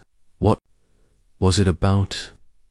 Lance exhaled, his tone light, but his fingers tight on his cigarette. "Father thought my ventures were a disgrace. He wouldn't fund them. Old story. I didn't kill him for it." Miss Marple spoke, her voice mild. "Mr. Lance, you've been away for years. Why return now, just before these tragedies? Lance met her gaze, his charm a shield. Homesick, Miss Marple wanted to see the old place, mend fences. Bad timing, I admit. His flippancy grated, and Miss Marple thought of a St. Mary Mead. Rogue Hood lied with the same ease, until a letter betrayed him. Timing, she said softly, is everything in murder. Lance's smile faltered just for a moment, and Neil pounced. We're checking your room, Mr. Lance. If there's anything to find, we will. As Lance sauntered out, Neil conferred with Miss Marple in the library, the house's silence oppressive. He's slippery, Neil said, but he's rattled. I've got a man on him, and I'm digging into that Mackenzie deal could be. A red herring, but it's worth a look. Miss Marple nodded, her needles resuming their rhythm. Lance is central, Inspector, but not alone.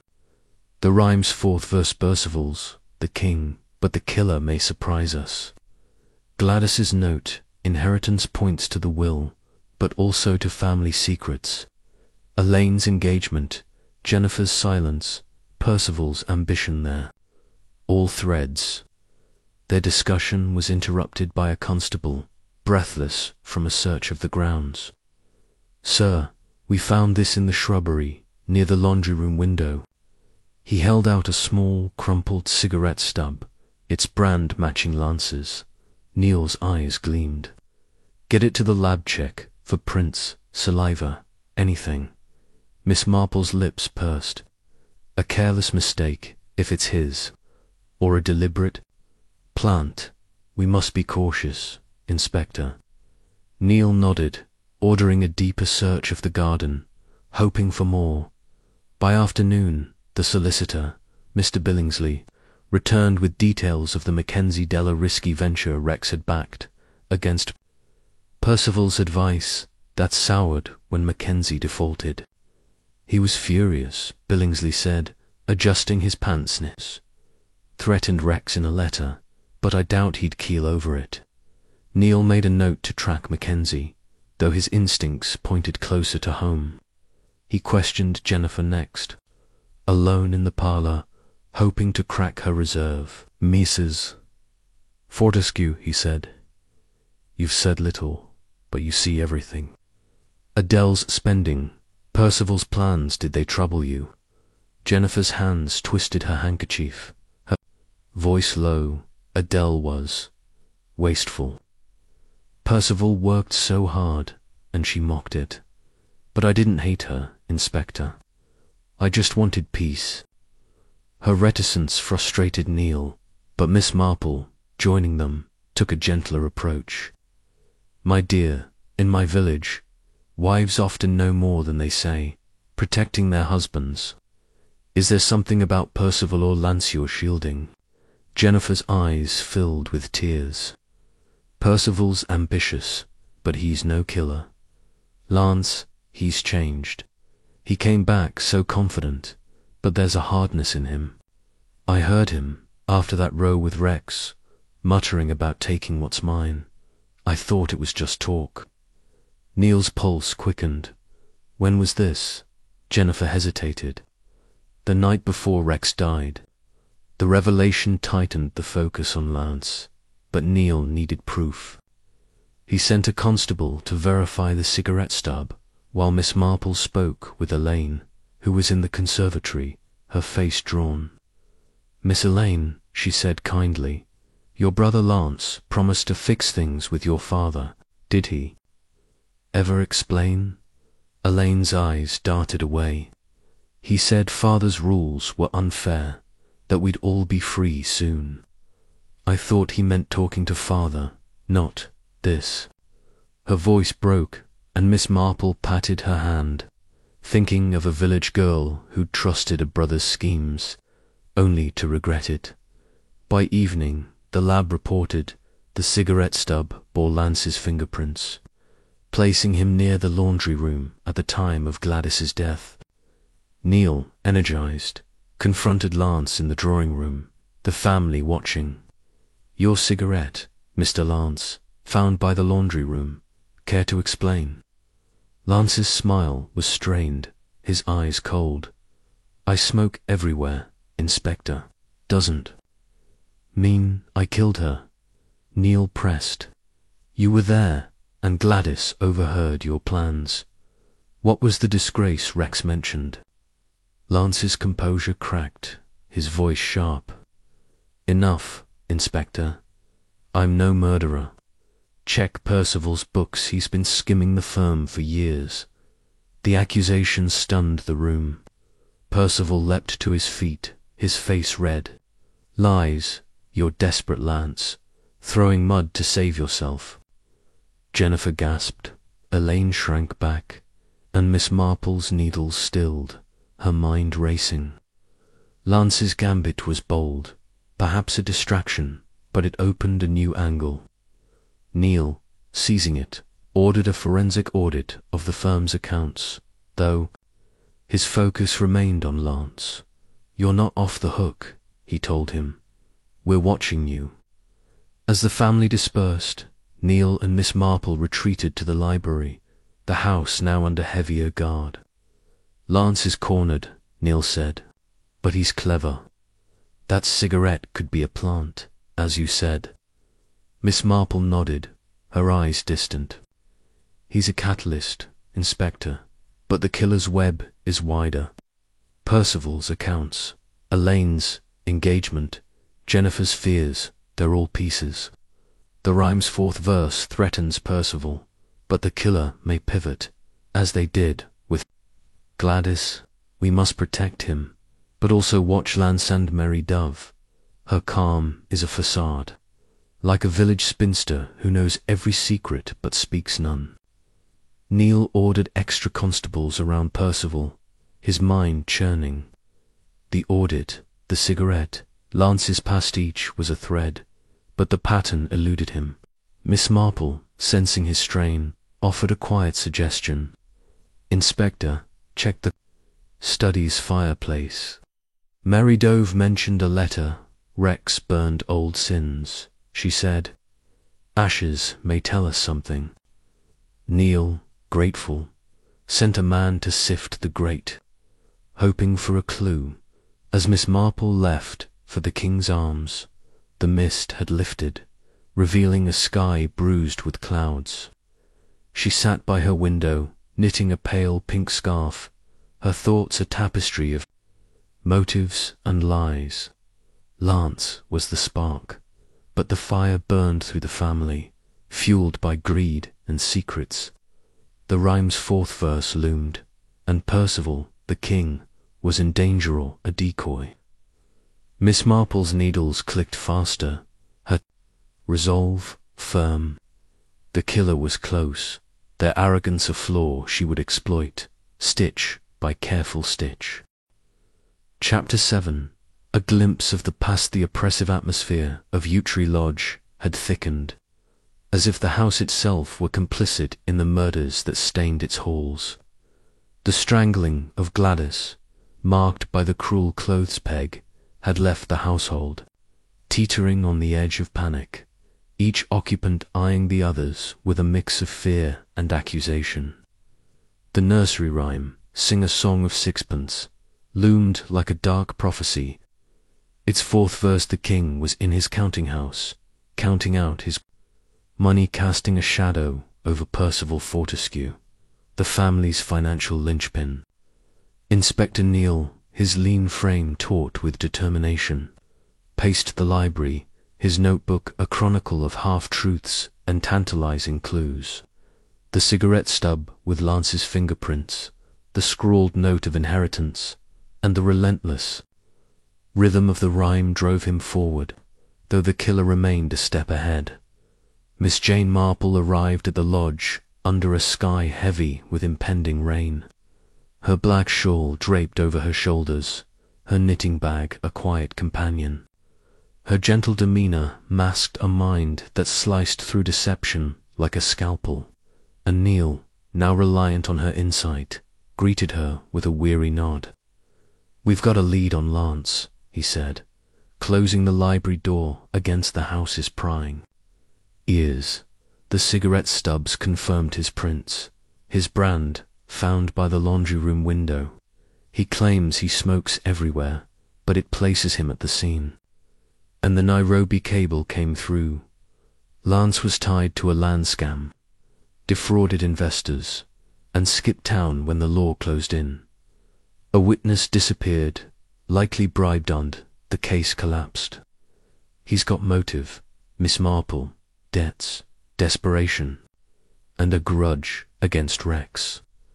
Miss Marple settled into a chair, her needles clicking softly, her pale blue eyes sharp with interest. A dangerous man, Inspector, but not reckless. Lance's charm is his armor, but that cigarette is a crack-in. It's either his mistake or someone else's cunning. In St. Mary Mead, I knew a poacher who left a pipe at a burglary, swearing it was planted. We must test every clue. She paused, her mind sifting the family's tangled web. The rhyme's fourth verse threatens Percival, but Gladys's death shows the killer adapts. We must protect him, but also uncover what Lance hid abroad and what the others conceal here.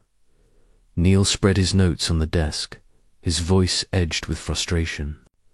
The audit of the firm's accounts is under Wellance's accusation about Percival skimming could be a diversion. But we're checking. Elaine's story about her engagement and Lance's promise to fix things suggests he planned something before Rex's death.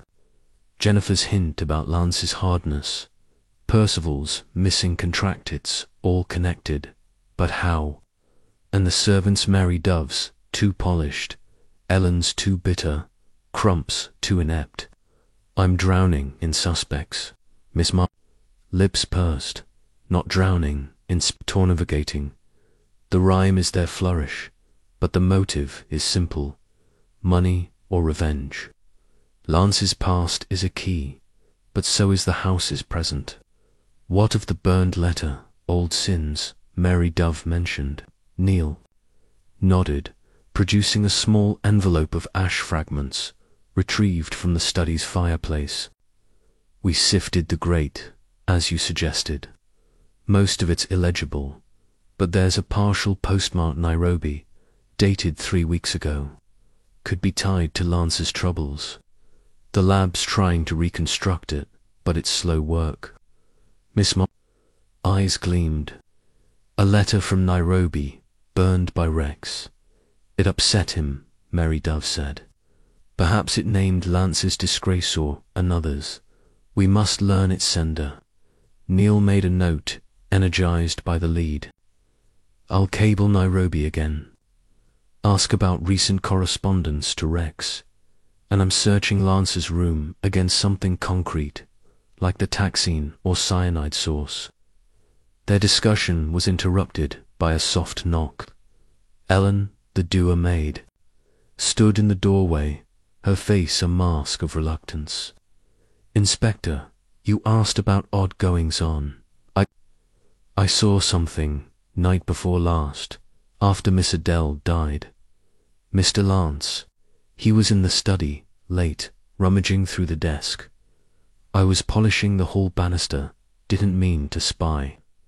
Neil's pulse quickened. What time, Ellen, and what was he doing? She shifted, uneasy. Near midnight, sir. He was pulling out papers, reading, then shoved M back. Looked angry, like I didn't want him seeing me. Miss Marple, listening, thought of a village thief. Caught rifling a vicar's desk, his guilt plain in his haste. Did he take anything, Ellen? She asked gently. The maid shook her head. Not that I saw, ma'am. But he was quick to leave when he heard a floorboard creak.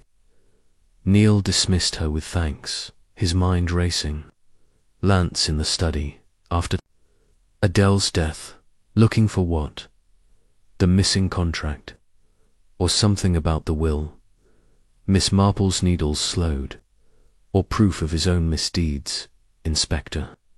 That Nairobi letter, if it named him, he'd want it destroyed. But Ellen's sighting is a thread pull it carefully. Lance is clever, but cornered animals lash out. Neil nodded, ordering a constable to check the study's desk for signs of tampering.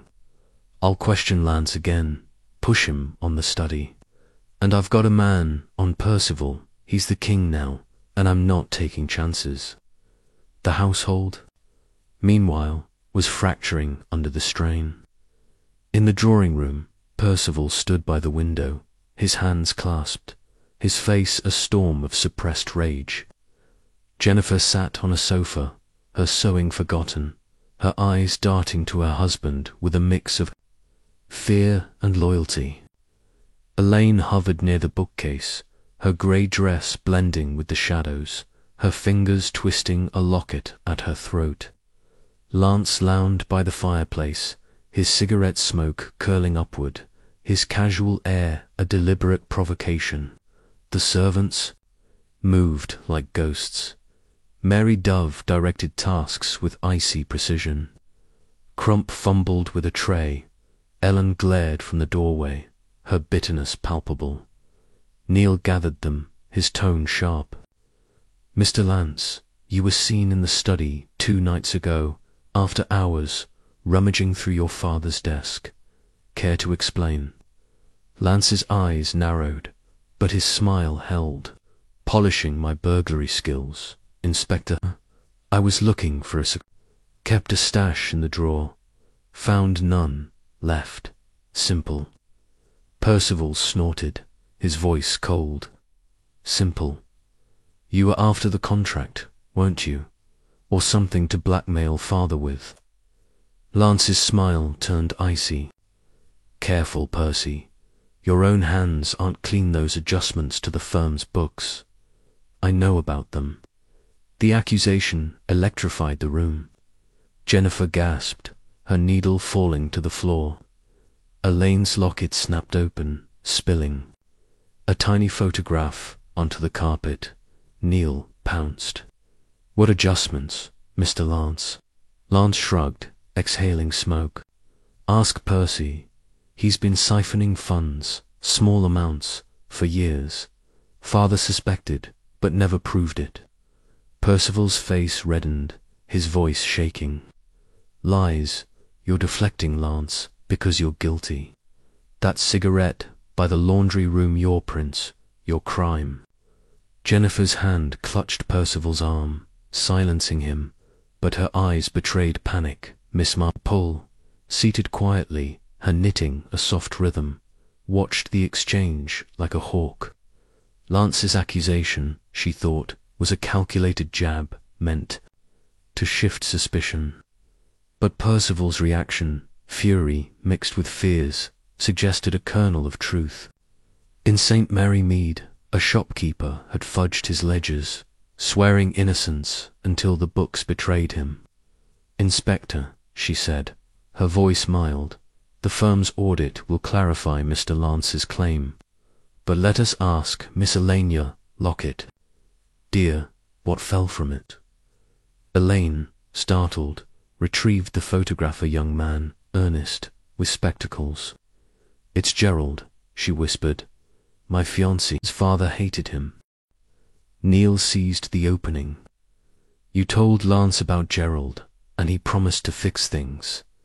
Did he mention the will or money? Elaine's eyes filled with tears. He said father's rules were wrong, that we'd all get what we deserved.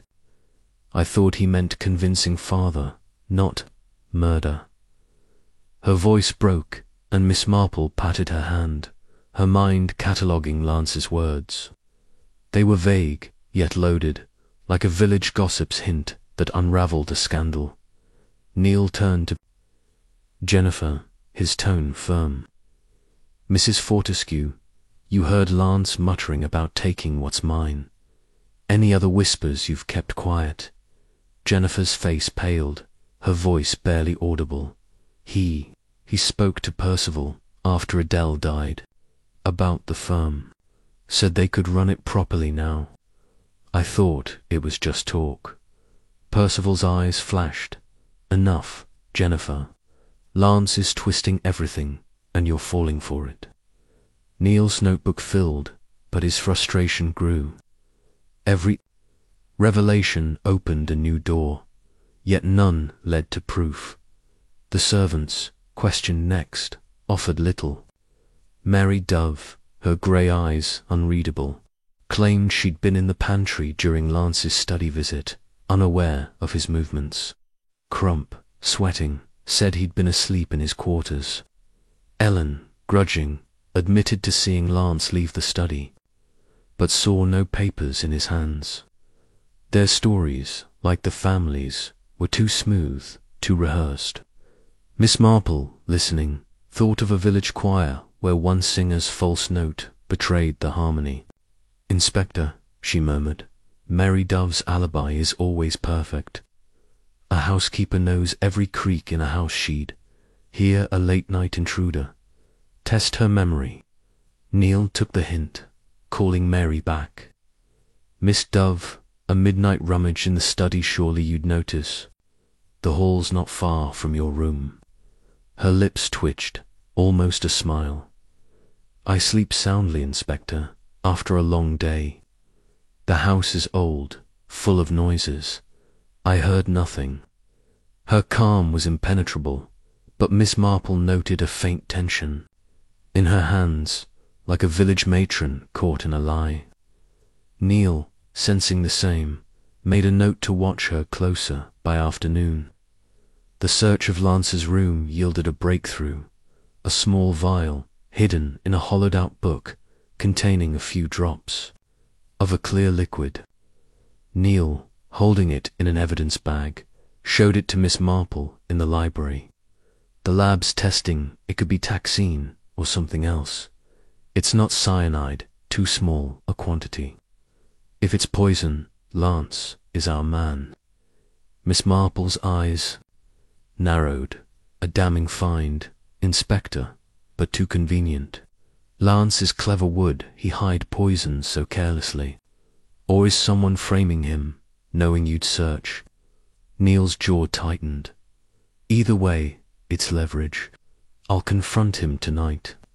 The audit of Fortescue Investments, meanwhile, revealed discrepancies, small sums, siphoned over years, cleverly disguised as expenses. Percival, when shown the preliminary findings, blustered, claiming clerical errors. Father's bookkeeping was sloppy, he insisted, but his eyes betrayed unease. Neil, pressing, got nowhere, but Miss Marple, observing, thought of a village treasurer who'd borrowed from the church fund, swearing innocence until the numbers spoke. "Percival's greed is real," she said later, "but is it murderous? Lance's accusation may be a truth wrapped in a lie." The Nairobi cable arrived by evening, adding fuel to the fire. A private investigator, hired by Rex, had sent the burned letter detailing Lance's fraud and a new scheme, a forged land deed meant to swindle a Baden Heath investor. Rex, furious, had threatened to expose Lance, cutting him off entirely. "That's motive," Neil said, his voice grim. Lance knew the letter could ruin him. Miss Marple nodded, her needle still, and Rex burned it, perhaps to protect the family Namor, to confront Lance privately. That confrontation, Inspector, was the spark. Neil gathered the family in the drawing room, the vial in his pocket, the cable in his hand. Lance, lounging as usual, eyed him warily, his cigarette unlit. Percival stood rigid, Jennifer pale beside him, Elaine a shadow by the window. "Mr. Lance," Neil began, "we found a vial in your room, likely poison, and this cable. Father knew about your fraud, threatened to expose you. You were in the study, searching for that letter, weren't you?" Lance's eyes hardened, but his voice was smooth. "A vial, news to me, Inspector. As for the letter, I told you not secrets. You're barking up the wrong tree." Percival seized the moment, his voice sharp. It's him, Inspector. He killed Father Adele, Gladysol, for the money. That vial proves it. Lance laughed, cold and bitter. Prove it, Percy. You're the one cooking the books, not me. Tell the inspector about your errors, or shall I? Benefers. Gasp was audible. Elaine's locket clicked shut, and Neil's patience snapped. Enough, Mr. Lance. You're coming to the station for questioning. The rest of you, stay put. Lance rose, his smile defiant. Happy to chat, Inspector. But you'll find nothing. As Lance was led away, Miss Marple lingered, her gaze sweeping the room. Percival's fury, Jennifer's fear, Elaine's silence, they were a family, unraveling, each thread pulling the others apart. Mary Dove, clearing a tea tray, met her eyes briefly, her calm a mask Miss Marple longed to pierce. Inspector, she said as they stepped into the hall, Lance is cornered, but not caught.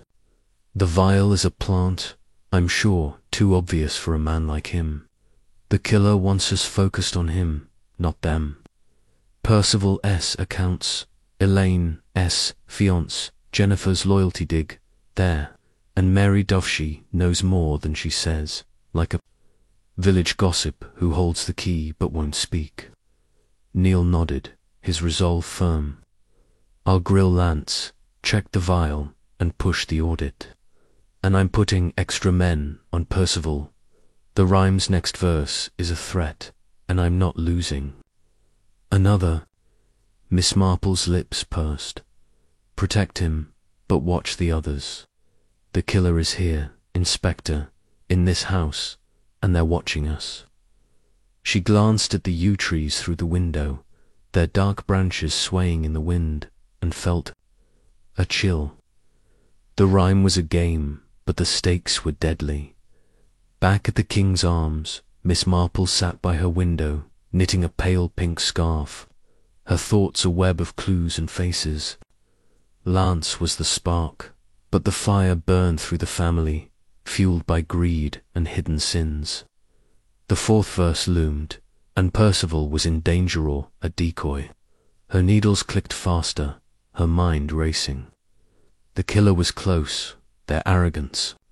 A flaw she would exploit, but time was running out, and the next move was theirs. Chapter 8. The King's counting house. The gloom that enveloped Yew Tree Lodge seemed to deepen with each passing day, as if the house itself were mourning the lives lost within its walls. The brutal murders of Rex Fortescue, Adele, and now Gladys, had left the household in a state of brittle paralysis, each occupant moving through the motions of daily life with the wariness of prey. The nursery rhyme, "Sing a song of sixpence," had become a sinister script. Its fourth verse, the king was in his counting house, counting out his money, pointing ominously to Percival Fortescue, the family's financial overseer, Inspector Neil. His lean face, etched with the strain of a case that refused to yield, stood in the library. His notebook a testament to the labyrinth of motives and alibis that entangled the Fortescue family. The vial of Taxine found in Lance's room, the Nairobi letter, and the damning cigarette stub had tightened the noose around the younger son. Yet Neil sensed the truth was still elusive, hidden in the shadows of the house's secrets. Miss Jane Marple arrived at the lodge under a sky bruised with rain clouds. Her black shawl draped over her shoulders, her knitting bag a quiet companion. Her frail appearance belied the piercing clarity of her mind, which had already begun to unravel the case's knotted threads. Neil greeted her with a nod, his voice low as he closed the library door. "Lance is at the station, still denying everything," he said, spreading his notes on the desk. "The vials confirm Taxine, same as Rex's poison. His fingerprints are on it, but he swears it's a plant. The cigarette stub ties him to the laundry room, And the Nairobi cable proves Rex knew about his fraud. He's got motive, opportunity, and evidence piling up, but something's off. He's too calm, Miss Marple, like he's playing a deeper game. Miss Marple settled into a leather armchair, her needles clicking softly, her pale blue eyes sharp with thought. Lance is a fox. Inspector, cunning but cornered. The vial is too convenient, why hide it in his own room, knowing you'd search? In St. Mary Mead, a thief once left a stolen watch in a rival's barn, swearing it was his. We must look beyond Lance, even as we press him. She paused, her mind sifting the family's motives. The rhyme's fourth verse threatens Percival, but the killer's pattern shifts Gladys.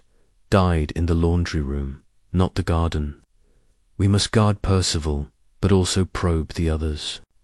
Elaine's secret engagement, Jennifer's silence, Percival's accounts. Mary Dove's omniscience each is a piece of the puzzle.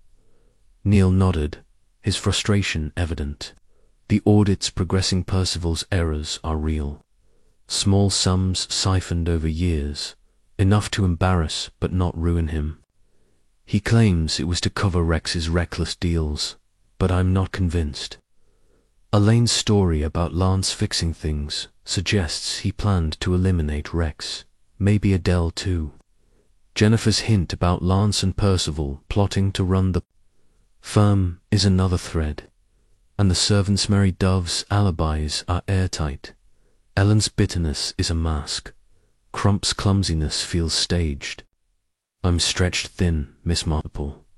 The rhyme's driving this, and Percival's next. Miss Marple's needles slowed, her gaze distant.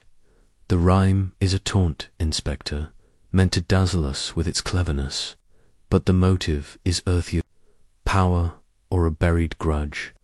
Lance's return was the catalyst, but the killer may use him as a scapegoat. The Nairobi letter, old sins, could implicate another. Perhaps Percival's financial missteps or a family secret Rex hid. We must learn its contents. Neil produced the ash fragments, now partially reconstructed by the lab. We've got a name, Vivian, and a phrase, your son's deceit. Likely about Lance, but Vivian's a mystery. I've cabled Nairobi for more. Their conversation was interrupted by a constable, his face flushed from a run. Sir, the gardener, Harris, saw something this morning, before Gladys was found. Mr. Lance, near the laundry room, not the rose beds, like he claimed. Said he was checking the pipes, sounded odd. Neil's eyes gleamed. That's a lie we can use. Get Harris's statement, word for word. Miss Marple's lips pursed. Lance's story is unraveling, Inspector, but beware, someone may have sent him there, knowing Harris would see. The killer plays chess, not checkers. The household, meanwhile, was a cauldron of suppressed panic. In the drawing room, Percival stood by the fireplace, his thin frame rigid, his hands clasped as if to steady himself. Jennifer sat on a velvet sofa, her sewing basket closed, her eyes fixed on her husband with a mix of dread and loyalty. Elaine hovered near the window, her grey dress blending with the rain-streaked glass, her fingers clutching a book she hadn't opened. The absence of Lance, detained at the station, was a palpable void, his usual cigarette smoke replaced by a tense silence. Mary Dove moved through the room, adjusting a vase, her grey eyes missing nothing. Crump, polishing a candelabrum, fumbled and nearly dropped it, his red face slick with sweat. Ellen, dusting a bookcase, muttered about doomed houses, her sourness a constant undercurrent. Neil gathered them, his tone clipped. Mr. Percival, you're under protection. Constables are stationed around you. The rhyme's next verse points to you, and we're taking no chances. but I need truth. Your accounts, those errors. How long have you been skimming? Percival's face reddened, his voice sharp. I told you, Inspector, they were adjustments to balance. Father's mistakes. The firm's my life hide, never kill for it. Jennifer's hand twitched, as if to reach for him, but she stayed silent.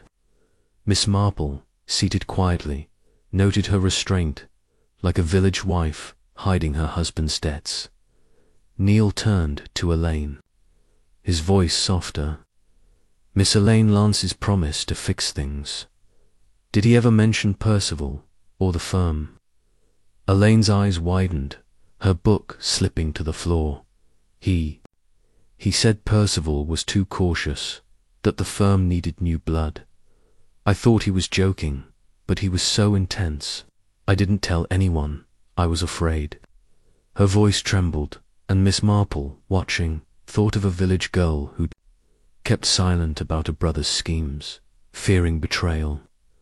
You've done right to speak, dear, she said gently. Fear can blind us, but truth frees us. Jennifer, pressed next, faltered under Neil's gaze. Mrs. Fortescue, you overheard Lance and Percival talking about the firm after Adele's death. What exactly did they say? Her hands twisted her handkerchief, her voice barely audible. Lance said the firm was theirs now, that they could make it great. Percival told him to shut up, said it was too soon. I didn't think it meant murder. Percival's eyes flashed. It meant nothing, Inspector. Lance was goading me, as always.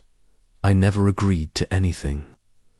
Neil's notebook filled, but his patience thinned. The family was a tangle of half-truths, each shielding their own secrets. The servants, questioned in the hall, offered little new. Mary Dove, her calm unshaken, claimed she'd been in the dining room all morning, preparing for lunch. Mr. Percival was in the study, as usual, she said, her tone precise. Saw no one near the laundry room. Crump, flustered, said he'd been in the cellar, checking wine stocks. Ellen, her sour face set, admitted to passing the laundry room, but saw nothing amiss. Their alibis, like the family's, were too neat, and Miss Marple, listening, thought of a village choir where every voice harmonized, yet one was false. Inspector, she murmured, Mary Dove's presence is constant, yet she sees nothing. A housekeeper's eyes are sharper than that. Neil took the hint, pressing Mary later in private. Miss Dove, you run this house like a machine. You'd notice someone out of place, especially near the laundry room. Why so blind? Her lips curved, almost a smile. I notice what matters, Inspector. The laundry room was Gladys's domain. Had no reason to be there. My duties keep me busy. Her calm was infuriating, but Neil sensed a wall, not a lie. Miss Marple, observing, noted a faint flicker in her eyes, like a village spinster hiding a scandal. She knows something, she said later, but she only speak when it suits her. By afternoon, the lab reported the vial's taxine was identical to Rex's poison, and a trace of it was found in the laundry room on a cloth near the cord. Neil, energized, returned to the station to confront Lance, who sat in a bare room, his charm fraying but intact. Your prints, your poison, your cigarette, Neil said, slamming the evidence bag on the table. And Harris saw you by the laundry room, not the rose beds. You lied, Lance. Why? Lance's eyes hardened, but his voice was smooth. I told you, Inspector, I smoke everywhere. The vials are plant someone's framing me. As for Harris, I was near the house, yes, checking a leak. Ask him, Neil leaned in. And the Nairobi letter. Rex knew your fraud, threatened to cut you off. That's why you killed him, isn't it? Lance laughed, cold and bitter. You've got a story, Inspector, but no proof. I didn't kill Father, or Adele, or that poor maid. Check Percival's books. His errors are bigger than you think. Neil's jaw tightened, but Lance's defiance held. He was released, pending further evidence, but Neil put a man on him, determined to catch a slip. Back at the lodge, he shared the update with Miss Marple, his frustration boiling. He's slippery, but he's not breaking. The vial, the sick, all too perfect, like you said. Someone's setting him up, but who? Miss Marple's needles clicked, her mind a whirl of patterns. The killer is a weaver, Inspector, spinning a web to trap Lance while hiding their own tracks. Percival's accounts, Elaine's fear, Jennifer's silence, they're all threads. The rhyme's fourth verse is a feint, meant to make us guard. Percival, while the killer moves elsewhere. We must look at the house itself, the study, the pantry, the garden. Something we've missed. Neil nodded, ordering a deeper search of the study, where Lance had been seen rummaging. And the letters send to Vivian, he said. The cable's due tomorrow.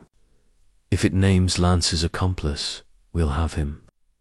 The audit, meanwhile, deepened Percival's troubles. The siphoned funds, though small, were systematic, hidden in false expense reports.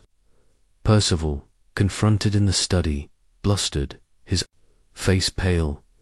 I covered Father's losses, nothing more. The firm's my legacy, I'd never kill for it.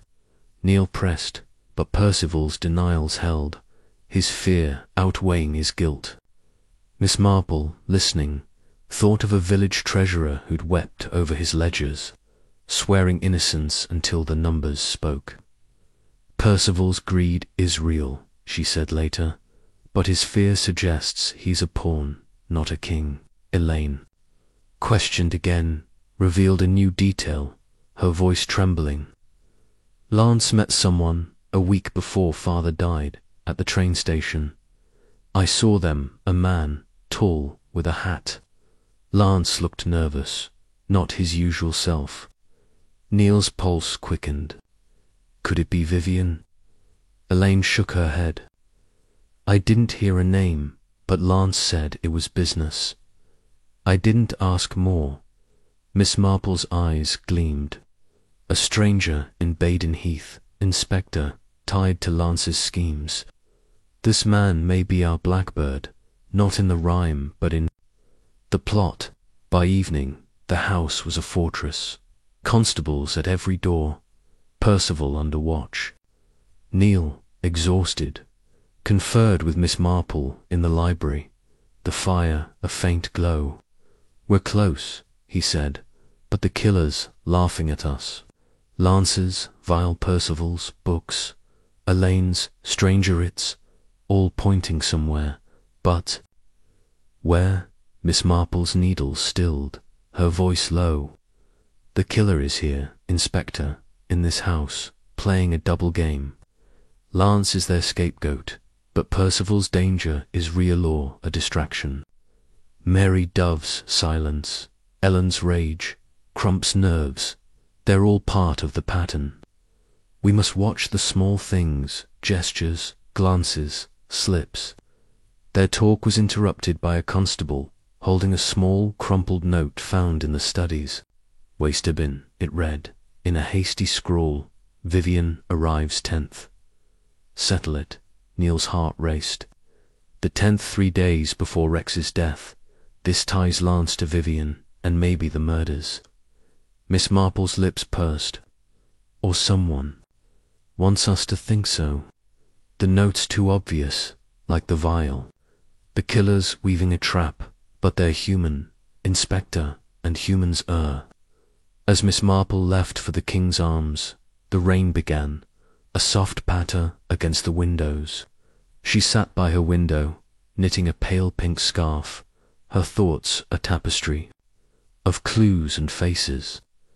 Lance was the spark, Percival the target, but the killer was a shadow, moving through the house with lethal precision. The rhyme's fourth verse was a promise, and the next move was theirs. Her needles clicked faster, her resolve firm. The killer's arrogance was their flaw, and she would be ready when they stumbled. Chapter 9. The trap. The rain that had threatened Yew Tree Lodge all day finally broke in the late afternoon. A steady downpour that drummed against the windows and turned the grounds into a sodden maze. Inside, the house was a crucible of suspicion. Its occupants bound by fear and secrets, each step echoing with the weight of 3 murders. The nursery rhyme, "Sing a Song of Sixpence," had woven a deadly thread through the Fortescue family.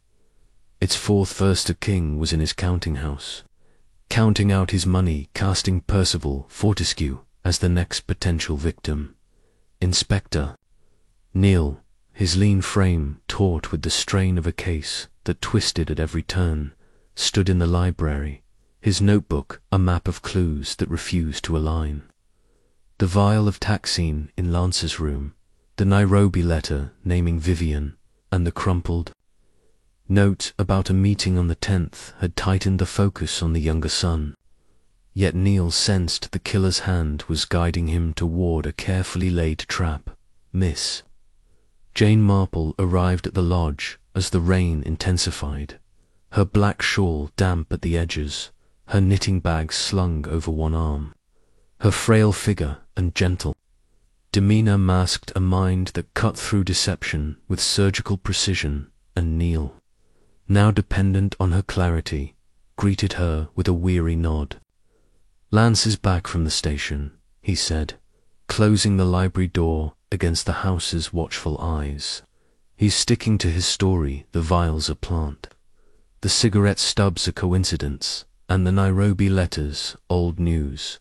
But the note we found Vivian arrives 10th. Settle it ties him to a meeting just before Rex's death. The lab's testing the vial's residue further, but it's Taxine, no question. He's our man, Miss Marple, but it's too neat, like you said." Miss Marple settled into a leather armchair, her needles clicking softly, her pale blue eyes sharp with thought.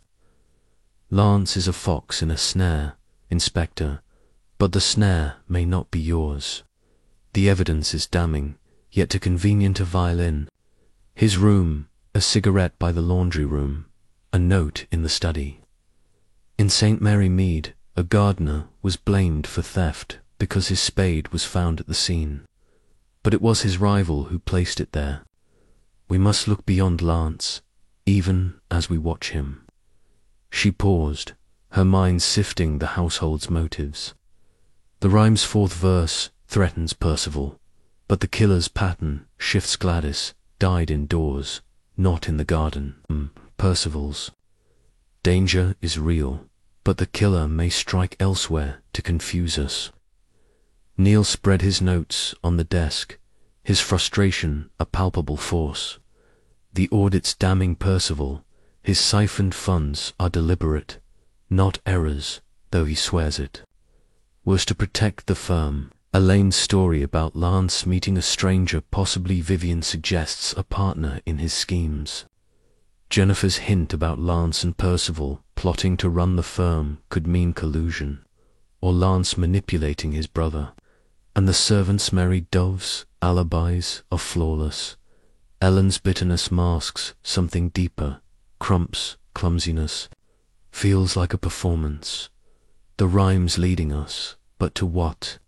Percival's under guard, but I'm stretched thin. Miss Marple's needles slowed, her gaze distant. The rhyme is a veil, Inspector, hiding a simpler truth, greed, revenge, or a buried sin. Lance's return lit the fuse, but the killer may use him as a pawn. The Nairobi letter, your son's deceit, points to Lance, but Vivian could implicate another, perhaps a family secret Rex concealed. The note about the 10th is too obvious, like a stage prop left for us to find. We need a way to force the killer's hand, to make them reveal themselves. Neil leaned forward, intrigued. A trap? How? Miss Marple's eyes gleamed. Spread a rumor, inspector a lie that threatens the killer. Say Gladys left a letter, naming her attacker, to be opened tomorrow. The killer will act to find it, and will be watching. Neil's pulse quickened, the idea igniting his resolve. Risky, but brilliant. I'll plant the story tonight. Tell the family and servants it's locked in my office at the inn. We'll set a watch constables hidden, ready to catch whoever bites. Miss Marple nodded, her voice low. Be subtle, Inspector. The killer is cunning, but fear makes even the clever careless. And protect Percival. The rhyme's threat is a distraction, but we can't ignore it. Neil made a note, his exhaustion giving way to purpose. I'll double the guard on him, and I'm pushing the Nairobi lead. Vivian could break this open. The household, meanwhile, was a tinderbox, each spark threatening to ignite. In the drawing room, Percival stood by the fireplace, his thin face pale, his hands clasped as if to anchor himself against the storm. Jennifer sat on a sofa, her sewing basket untouched, her eyes darting to her husband with a mix of loyalty and dread. Elaine hovered near the bookcase, her grey dress a shadow, her fingers twisting a locket that held Gerald's photograph. Lance, released from the station, lounged in an armchair, his cigarette smoke curling upward, his casual air a deliberate taunt. Mary Dove moved through the room, adjusting curtains, her grey eyes missing nothing. Crump, carrying a tray of sherry, nearly dropped it, his red face slick with nerves. Ellen, dusting a sideboard, muttered about cursed families, her sourness a constant drone. Neil gathered them, his tone grave. I've news, he said, his voice carrying a calculated weight. Gladys left a letter, found in her room, naming her killer. It's locked in my office at the King's Arms, to be opened tomorrow. If anyone knows anything, speak now.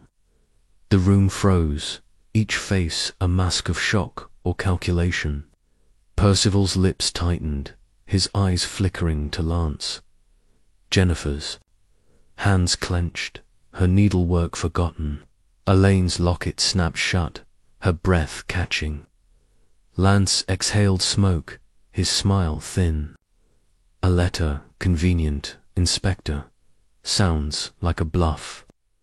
Mary Dove's hands stilled on the curtains, her calm unshaken but her eyes alert. Crump's tray rattled, and Ellen's duster paused, her glare sharpening dot. Miss Marple seated quietly, her knitting a soft rhythm. Watched the reactions like a hawk. Lance's defiance was expected, but Percival's unease, Jennifer's panic, and Elaine's fear were telling. Mary Dove's stillness, she thought, was the most revealing, like a village matron who knew every scandal but held her tongue. Inspector, she murmured later, as they stepped into the hall, the seed is planted. Now we watch. The killer will move tonight, driven by fear of exposure.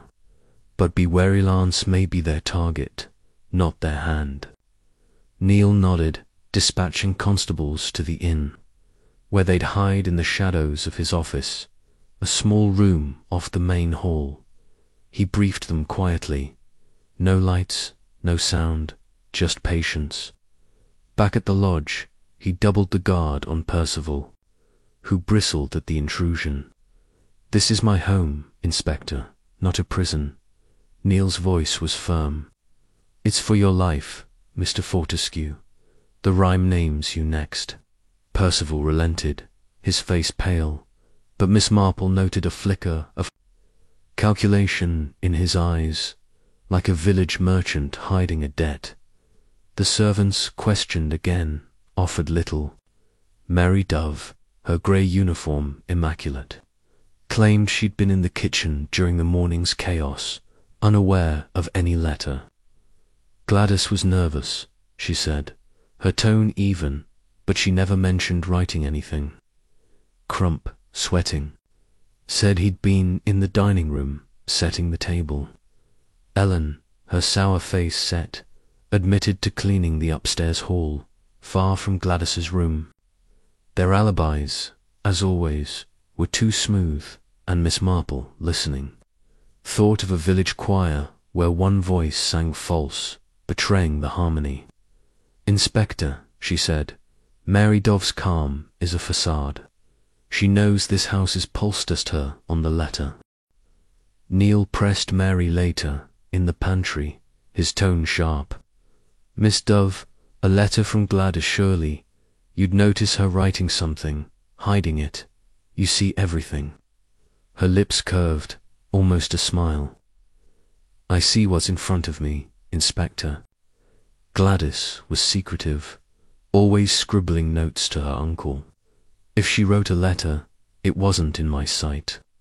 Her calm was maddening, but Neil sensed a wall, not a lie. Miss Marple, observing, noted a faint tension in her hands, like a village spinster caught in a half-dashed truth. By evening, the trap was set. Neil spread the rumour further, mentioning the letter to Crump and Ellen, ensuring it reached every ear. The house settled into an uneasy quiet, the rain a steady drumbeat outside. Percival retreated to the study, under guard, his ledgers a shield against fear. Jennifer lingered in the drawing-room, her sewing a pretense, her eyes darting to the door. Elaine, in her room, clutched Gerald's photograph, her fear a tangible weight. Lance, back from the station, paced the terrace, his cigarette glowing in the dusk, his defiance a mask for unease. Mary Dove moved through the house, her tasks a ritual, her calm a fortress dot. At the King's Arms, Neil and Miss Marple dined in the small parlour.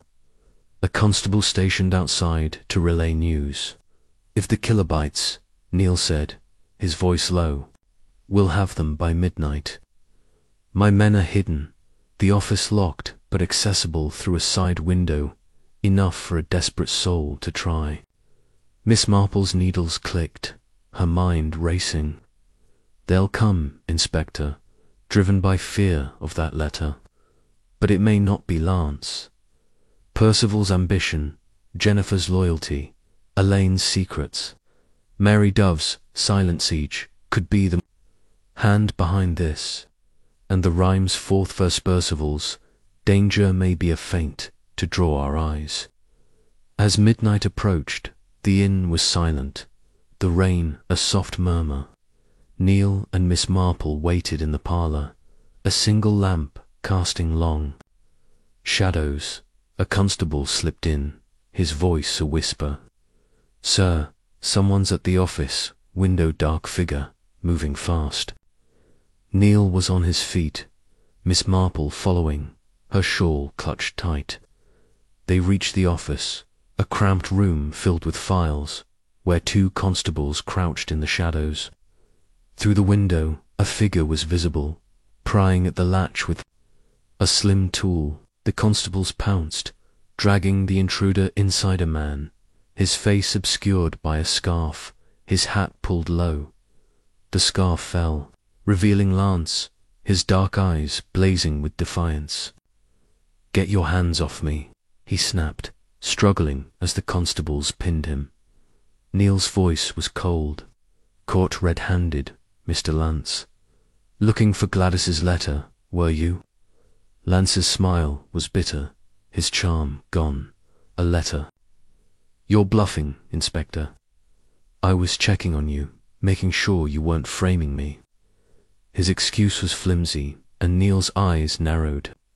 "You broke into my office, after lying about the laundry room, the vial, the study. You're done, Lance." Miss Marple, stepping forward, her knitting bag in hand, studied Lance's face. His defiance was real, but his eyes held a flicker of fear, like a village rogue caught with stolen goods, swearing innocence. "Mr. Lance," she said softly, "you came for a letter you feared named you. Why? What did Gladys know?" Lance's jaw tightened, but he said nothing, his silence damning. Neil searched him, finding a small knife and a cigarette case, but no papers. "Take him to the station," he ordered. "We'll talk there." As Lance was led away, Miss Marple drew Neil aside, her voice low. "He took the bait, Inspector, but is he the fish we sought? His presence here is bold, but the killer may have sent him, knowing we'd watch. Look at his knife clean, no cord marks. The vial, the cigarette, now this, they're all too perfect." Neil nodded, his mind racing. "If he's a pawn, who's the player? Percival's guarded, but Jennifer, Elaine, Mary, Dove, they're all free to move." Miss Marple's eyes gleamed, and Percival's reaction when he hears of this, watch it closely. His fear or his triumph will tell us much. Back at the lodge, Neil informed the family, gathered in the drawing room despite the late hour. Percival's face paled, but his eyes flickered with something like relief. "Lance caught. Then it's over, Inspector. He's the killer." Jennifer's hands clenched, her voice trembling. "Is it really him, after all this, Elaine?" Clutching her locket, whispered, "He couldn't, could he?" Mary Dove, serving tea despite the hour, met Neil's gaze with her usual calm, but Miss Marple noted a faint tightening of her lips, like a village gossip hearing her own secrets. Whispered Neele, held up the vial, now in an evidence bag. "This was in Lance's room, and now he's caught breaking into my office. But I'm not closing the case. Stay vigilant." He left, his men guarding Percival, the house a fortress against the rain.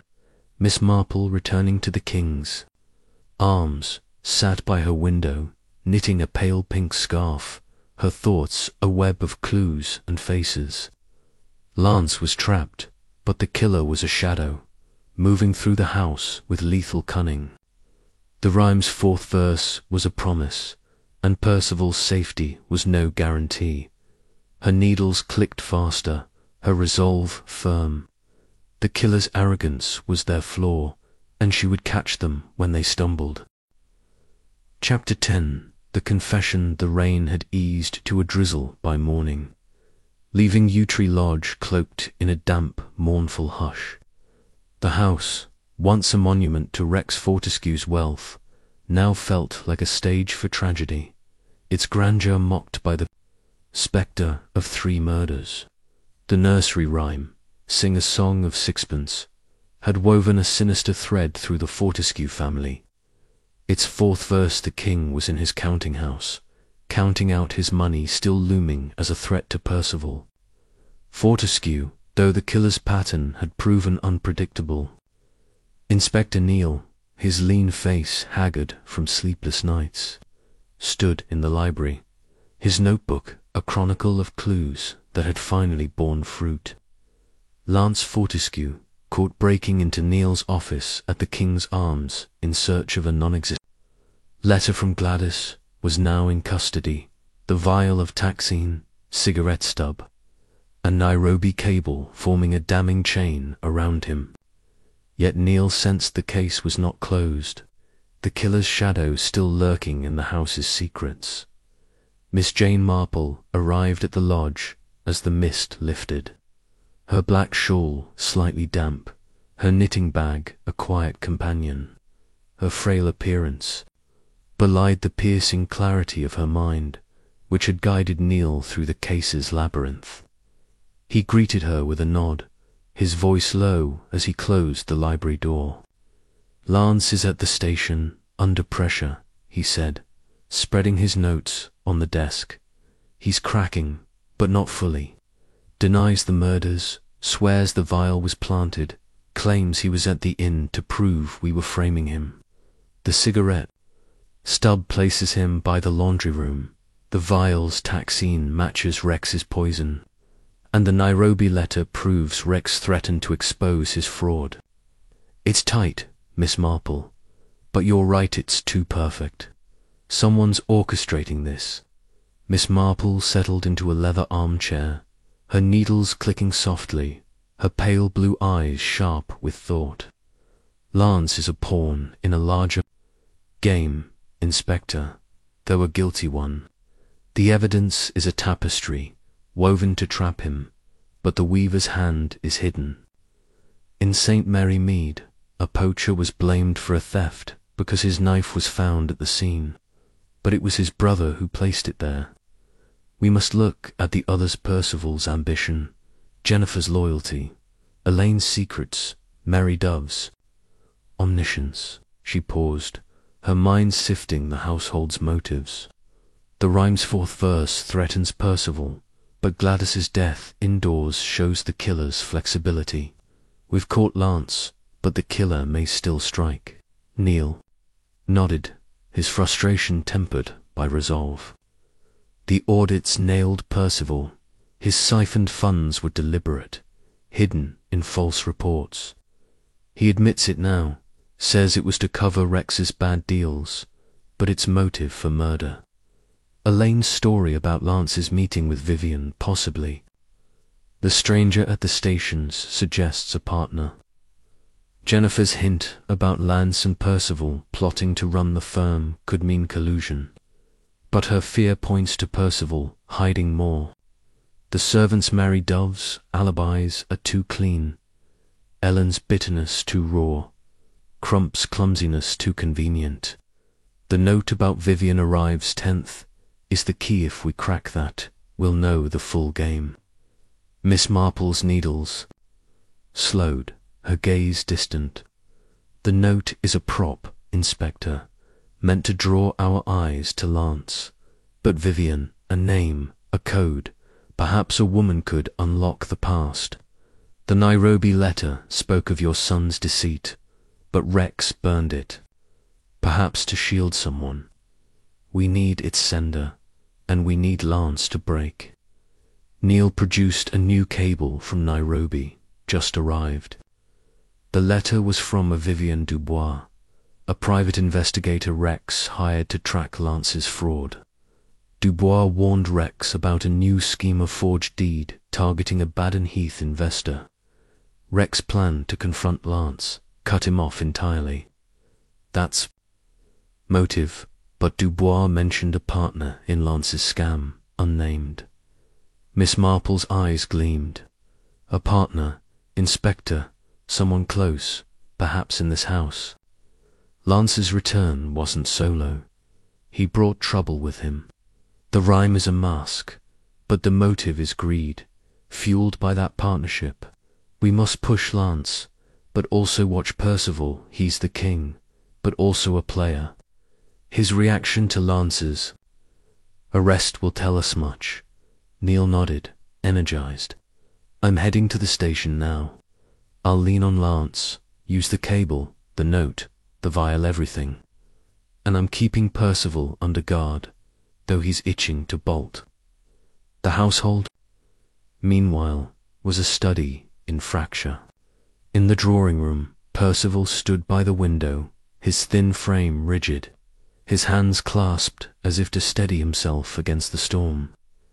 Jennifer sat on a sofa, her sewing basket closed, her eyes darting to her husband with a mix of dread and devotion. Elaine hovered near the bookcase, her grey dress a shadow, her fingers clutching her locket, its photograph of Gerald a silent anchor.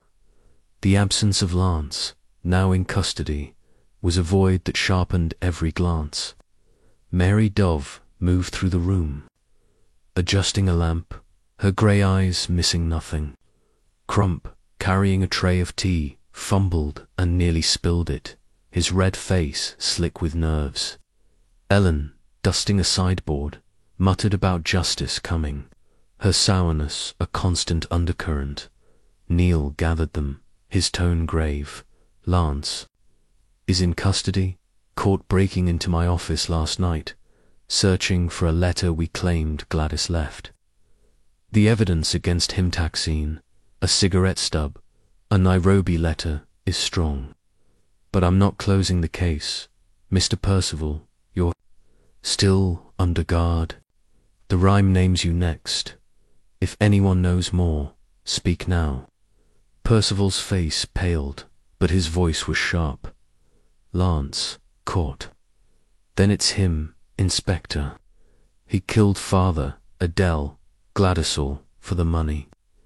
Jennifer's hands clenched, her voice trembling. Is it over then? Are we safe? Elaine's locket snapped shut, her whisper barely audible. Lance, I can't believe it. Mary Dove's hands stilled on the lamp, her calm unshaken but her eyes alert. A letter, Inspector. Gladys was secretive, but I saw no such thing. Crump's tray rattled, and Ellen's duster paused, her glare sharpening.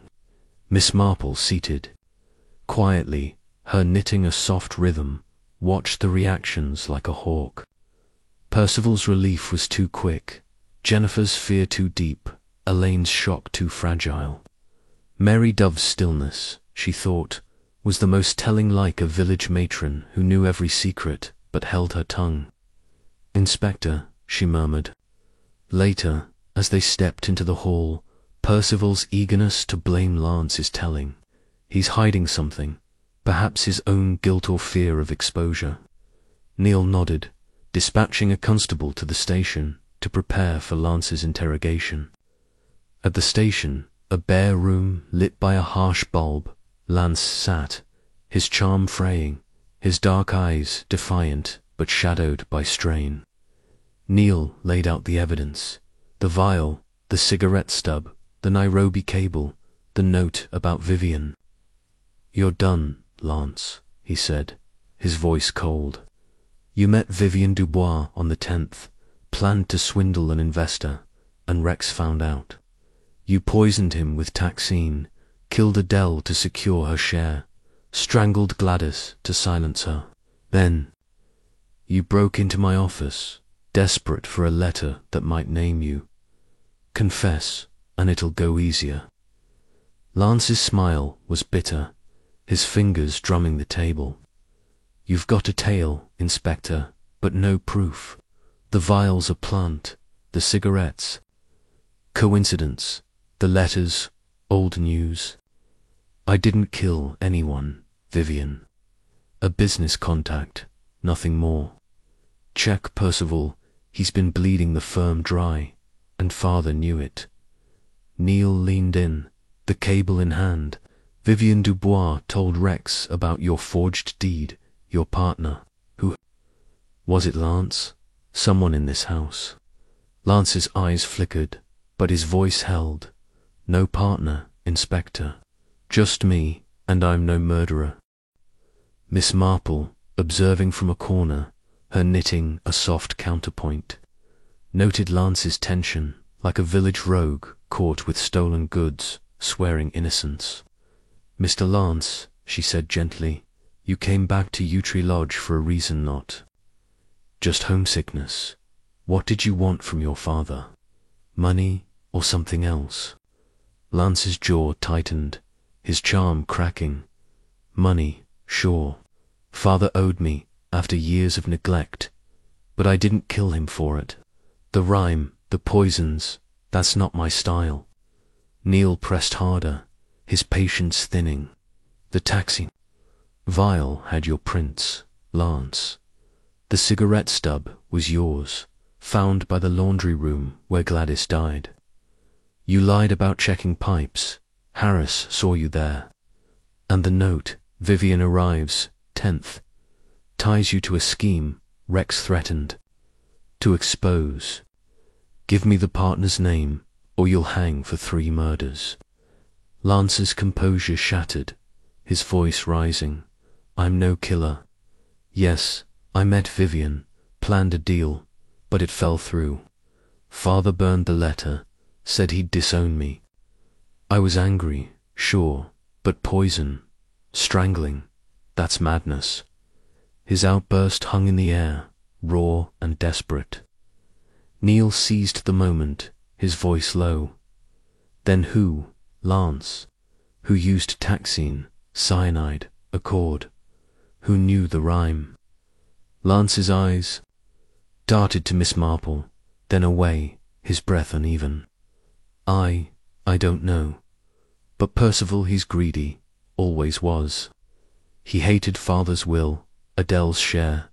Check his study, his papers. He's not clean. Neil's eyes narrowed, but Miss Marple's needles paused, her mind racing. Lance's deflection, she thought, was a half-truth, like a village thief naming a rival to save himself. Neil pushed further, detailing the murders. Rex's tea laced with taxine, Adele's sherry spiked with cyanide, Gladys's strangling with the peg. You knew the house, Lance, the yew-berries, the pantry. You staged the rhyme to confuse us. Lance's face paled, his voice breaking. Not me, Inspector. All right, I'll talk. I poisoned father, used the taxine from the berries. He was going to ruin me, expose the deed. But Adele, Gladystat, wasn't me. Someone else used cyanide, the cord, the rhyme, I swear it. The confession stunned the room, a crack in the case's foundation. Neil's pulse raced, but Miss Marple's eyes narrowed, her mind sifting his words. Mr. Lance, she said softly, you admit to Rex's death, but not the others. Why the rye in his pocket? And who took your plan further? Lance's shoulders slumped, his voice hollow. The rye was a whim, something I remembered from childhood. I thought it'd muddy the waters. Adele's death, Gladys' eyes don't know. Maybe Percival, to get the money. He knew about the taxine, saw me in the garden. Neil's voice was sharp. Percival, you're pointing fingers, Lance, but you broke into my office. Why, if you're only guilty of one? Lance's eyes flashed, his defiance returning. Because I knew you'd pin it all on me. That letter you mentioned, they thought it might name someone else, clear me for the rest. But it was a trap, wasn't it? Neil nodded, his jaw tight. A trap you walked into. You're under arrest for Rex's murder, and we'll dig until we find the rest. As Lance was led to a cell, Neil and Miss Marple returned to the lodge, the rain a soft patter. Outside, in the library, Neil paced, his mind churning. He confessed to Rex, but not Adele or Gladys. The cyanide, the cord, the peg, different methods, different hands, or is he lying? Miss Marple's needles clicked, her voice low. Lance is guilty, Inspector, but not alone. The rye was his touch, but the rhyme's full pattern, Dell's parlour, Gladys's maid, is another's work. Percival's greed, Jennifer's fear, Elaine's silence, Mary Dove's calm, they're all threads. Lance's confession is a crack, but the killer's still free. Neil nodded, ordering a search of Percival's study, hoping for evidence of complicity. The audit, now complete, confirmed Percival's fraud hundreds of thousands, siphoned, hidden in shell companies. Confronted, Percival blustered, his face pale. I took what I deserved, Inspector. Father's deals were reckless, I saved the firm. Neil's voice was cold, and killed to keep it. Lance says you knew about the taxine. Percival's eyes widened, his voice shaking. He's lying. I never touched poison, never strangled anyone. Jennifer, beside him, burst into tears, her voice trembling. He didn't, Inspector. He's selfish, but not a killer. Miss Marple, observing, noted Jennifer's desperation. like a village wife shielding a flawed husband. "Mrs. Fortescue," she said gently, "you've protected Percival, but did you see anything? Perhaps, or another, acting strangely." Jennifer's eyes filled with tears. "Lance, he was in the pantry before Adele died, taking a bottle. I thought it was for drinking, not poison." Neil's pulse quickened. "Cyanide, Mrs. Fortescue. Did you see a vial?" She shook her head, sobbing. "No, just a bottle. I didn't think." The revelation tightened the web. But proof remained elusive. Neil questioned Mary Dove, whose calm was a fortress. "Miss Dove, Lance in the pantry. Did you see him?" Her grey eyes met his, unreadable. "I saw him take Sherry, Inspector, for the drawing room. Nothing unusual." Her tone was flawless, but Miss Marple noted a faint rigidity, like a village matron hiding a scandal. "Miss Dove," she said softly, "you know this house's secrets. If you're shielding someone, it's time to speak." Mary's lips twitched, almost a smile. "I shield no one, Miss Marple. I do my duty." By evening, the house was a fortress, constables at every door, Percival under watch. Neil, exhausted, conferred with Miss Marple in the library. The fire, a faint glow. "Lance's confession changes everything," he said, "but it's not enough. The cyanide, the cord someone else, or he's lying. Percival's fraud gives him motive, but no proof of murder. Jennifer's story, a lane stranger, Mary Dove's silence, it's all pointing somewhere." Miss Marple's needle stilled, her voice low. "The killer is here, Inspector, watching us. Lance's confession is a shield, protecting another. The rhyme's fourth verse is a feint, but Percival's danger, or another's, remains. We must look at the small things, gestures, glances, slips." As Miss Marple left for the King's Arms, the drizzle had returned, cloaking Baden Heath. In a ghostly veil, she sat by her window, knitting a pale pink scarf, her thoughts a tapestry of clues and faces.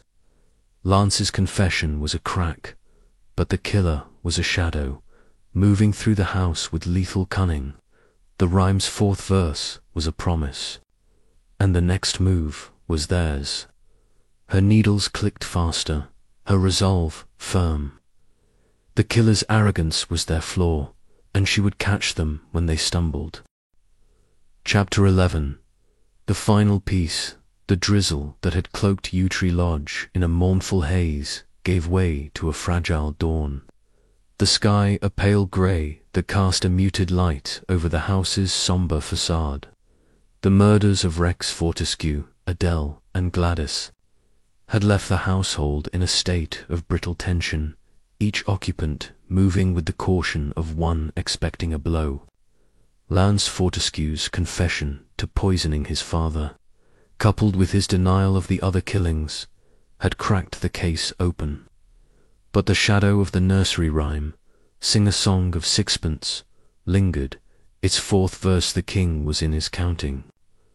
House, counting out his money, still a threat to Percival Fortescue. Inspector Neil, his lean face etched with the strain of a case that twisted at every turn, stood in the library, his notebook a map of clues that pointed to a deeper truth. The vial of Taxine, the cigarette stub, the Nairobi letter, and Lance's desperate break-in at the King's Arms had tightened the net. Yet Neil sensed the killer's full design was still hidden, woven into the family secrets. Miss Jane Marple arrived at the lodge as the morning light filtered through the yew trees, her black shawl slightly damp, her knitting bag a quiet companion. Her frail appearance masked a mind that cut through deception with unerring precision, and Neil, now reliant on her insight, greeted her with a weary nod. "Lance is in a cell, charged with Rex's murder," he said, closing the library door. Against the house's prying ears. He admits to the taxine, claims the rye was his whim, but swears he didn't touch Adele or Gladys. The cyanide, the cord, the peg, those don't fit his story. I'm leaning on him, but he's holding out on the Vivian partner. The audits nailed Percival's, fraught hundreds of thousands siphoned, hidden in shell companies. He's motive-rich, but clean of murder evidence. We're missing the final piece, Miss Marple. Miss Marple settled into a leather armchair, her needles clicking softly, her pale blue eyes sharp with thought. Lance is guilty, Inspector, but not alone. His confession is a shield, protecting another or deflecting blame. In St. Mary Mead, a thief confessed to stealing apples to hide his partner's burglary. The rhyme's fourth verse threatens Percival, but its pattern shifts Gladys died indoors, not in the garden. The killer is adapting, using Lance as a scapegoat while pursuing their own end. She paused, her mind sifting the household's motives. Percival's greed, Jennifer's loyalty, Elaine's fear, Mary Dove's omniscience, each is a thread. The Nairobi letter, naming Vivian, and the note about his arrival, those are the keys. We must uncover the partner's role. Neil spread his notes on the desk, his frustration a palpable force. The latest Nairobi cable names Vivian Dubois as a private investigator hired by Rex to expose Lance's forged deed scam. Dubois hinted at a partner in Baden Heath, someone close to the family, but didn't name them. Elaine's story about Lance meeting a stranger at the station, likely Vivian suggests a plan that went sour. Jennifer's hint about Lance in the pantry, Percival's talk of running the firm, it's all circling the wills, millions. The servants' Mary Dove's alibis are too perfect, Ellen's bitterness too sharp, Crump's clumsiness too staged. I'm guarding Percival, but I fear the killer's already moved. Miss Marple's needles slowed, her gaze distant. The killer is a weaver, Inspector, spinning a web-2 trap Lance while hiding their own hand. The rhyme is their flourish, but the motive is simple: money, power, or revenge. Lance's confession protects someone, perhaps unwittingly. Percival's fraud makes him a target, but also a suspect. Jennifer's silence, Elaine's secrets, Mary Dove's come their all pieces. We must look at the house's small details, gestures, objects, slips. The partner, Vivian's contact, is here, I'm sure. Neil nodded, energized. I'm searching Percival's study again, and I've got a man tracing Vivian Dubois. If he's in Baden Heath, we'll find him. Their conversation was interrupted by a soft knock. Jennifer Fortescue stood in the doorway, her mousy hair pinned tightly, her face pale with strain. Inspector, I need to speak, she said, her voice trembling. Neil gestured her inside, and she sat, her hands twisting a handkerchief. Miss Marple watched, her knitting a soft rhythm, her eyes noting Jennifer's nervous glances, like a village wife confessing a husband's fault. Mrs. Fortescue, Neil said gently, you've been holding back. What do you know? Jennifer's eyes filled with tears, her voice barely audible. It's Percival. He suspected. Lance was planning something before father died. He heard Lance on the telephone talking about settling accounts with someone. Percival thought it was about the firm, but he didn't tell father. He said it would sort itself out. I begged him to speak, but he wouldn't. Neil's pulse quickened, his notebook open. When was this call, Mrs. Fortescue, and who was Lance speaking to? Jennifer's hands shook, her voice breaking. A week before father's death, in the study. I didn't hear the other voice, but Lance sounded cold, determined. Percival was angry, said Lance was ruining everything. I thought it was just their usual fights, but now... She trailed off, sobbing, and Miss Marple patted her hand, her mind racing. "You've been brave, my dear," she said softly. "Percival's silence is telling fear or complicity. In my village, a wife kept quiet about her husband's debts, fearing scandal, but it only deepened the trouble." Neil dismissed Jennifer, her revelation a new thread in the web. Percival knew Lance was scheming, he said, pacing. He let it happen, maybe hoping to benefit. But murder, or did he just turn a blind eye? Miss Marple's eyes gleamed. "Percival's greed is his weakness, Inspector, but his silence suggests fear of Lance, or of exposure. The telephone call, settling accounts, could be Vivian Dubois or another. We must trace it." Neil nodded, ordering a constable to check the study's telephone records, though he doubted they'd find much after so many days. The household, meanwhile, was a study in disintegration. In the drawing room, Percival stood by the fireplace, his thin frame rigid, his hands clasped as if to anchor himself against the storm. Elaine hovered near the window, her grey dress a shadow, her locket clutched tightly, her fear palpable. Mary Dove moved through the room, adjusting a vase, her grey eyes missing nothing. Crump, carrying a tray of coffee, fumbled and spilled a cup, his red face slick with nerves. Ellen, dusting a bookcase, muttered about sins coming home, her sourness a constant undercurrent. The absence of Lance, now in custody, and Jennifer, who had retreated to her room, sharpened the room's tension. Neil gathered them, his tone sharp. "Mr. Percival, your wife says you overheard Lance plotting on the telephone a week before your father's death. Why didn't you speak?" Percival's face paled, his voice shaking. "It was nothing, Inspector. Lance was always scheming some deal, some loan. I thought he'd fail, as usual. I didn't know he'd kill." His eyes darted to Elaine, who flinched, her locket snapping shut.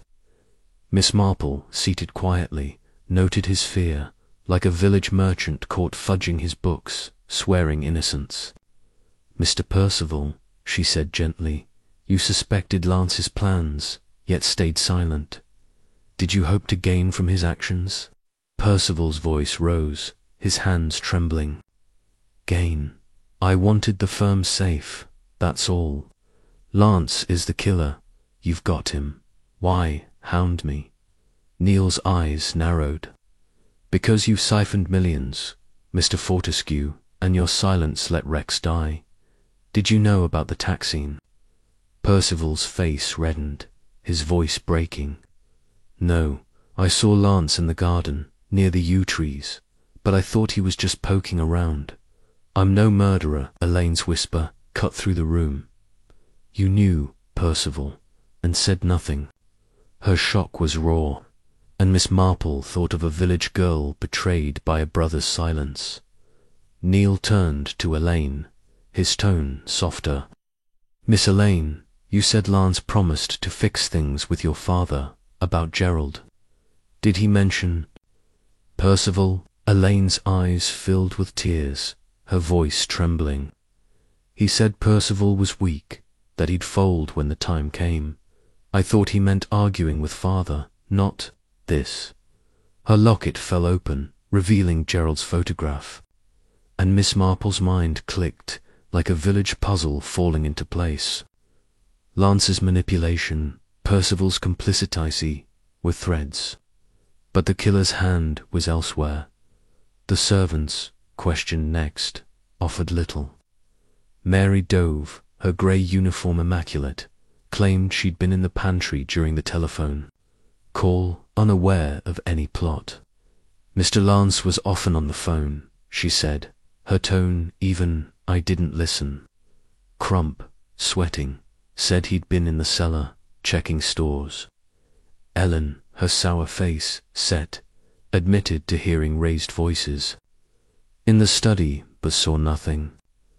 Their alibis, as always, were too smooth, and Miss Marple, listening, thought of a village choir where one voice sang false, betraying the harmony. "Inspector," she murmured, "Mary Dove's calm is a mask. She hears everything in this house desk. Her on the call." Neil pressed Mary later, in the kitchen, his tone sharp. "Miss Dove, a telephone call in the study, a week before Rex's death. Hear it, with your ear to the house's pulse." Her lips curved, almost a smile. "I hear what's relevant, Inspector." The study door was closed. I was busy with my duties. Her calm was infuriating, but Miss Marple noted a faint tension in her hands, like a village spinster hiding a scandal. "Miss Dove," she said softly, "you know this house's secrets. If you're shielding someone, it's time to speak." Mary's eyes flickered, but her voice held. "I shield no one, Miss Marple. I keep order, nothing more." By afternoon, the telephone records yielded a lead. A call to a Baden Heath in the Red Lion on the date Jennifer mentioned, placed from the study. Neil sent a constable to investigate, suspecting Vivian Dubois had stayed there, the lab. Meanwhile, confirmed the vial's taxine was identical to Rex's poison, with traces on a cloth in Lance's room, suggesting he'd handled it recently. Neil, energized, returned to the station to confront Lance, who sat in his cell, his charm gone, his eyes shadowed with strain. "Your partner Lance," Neil said, slamming the cable on the table. "Vivian Dubois, at the Red Lion, met you on the 10th. You planned the deed scam, and Rex found out. Who helped you here? Percival? Someone else?" Lance's jaw tightened, his voice hoarse. "No one, Inspector. Vivian was a contact, yes, but the scam failed. I poisoned father, I admit it, taxine, from the yew-berries. He was going to ruin me, but Adele's cyanide, Gladys's cord, that's not me. Someone took my idea, ran with the rhyme. Percival knew about the taxine. He saw me in the garden, did nothing. He's not innocent." Neil's eyes narrowed. "You're protecting someone, Lance. Who?" Lance's silence was deafening, his eyes darting to the wall. Like a village rogue caught but loyal to a partner, Miss Marple, observing, spoke softly. "Mr. Lance, you're shielding someone, perhaps out of fear or loyalty. The rhymes Pat Nedel's parlour, Gladys's maid, is another's work.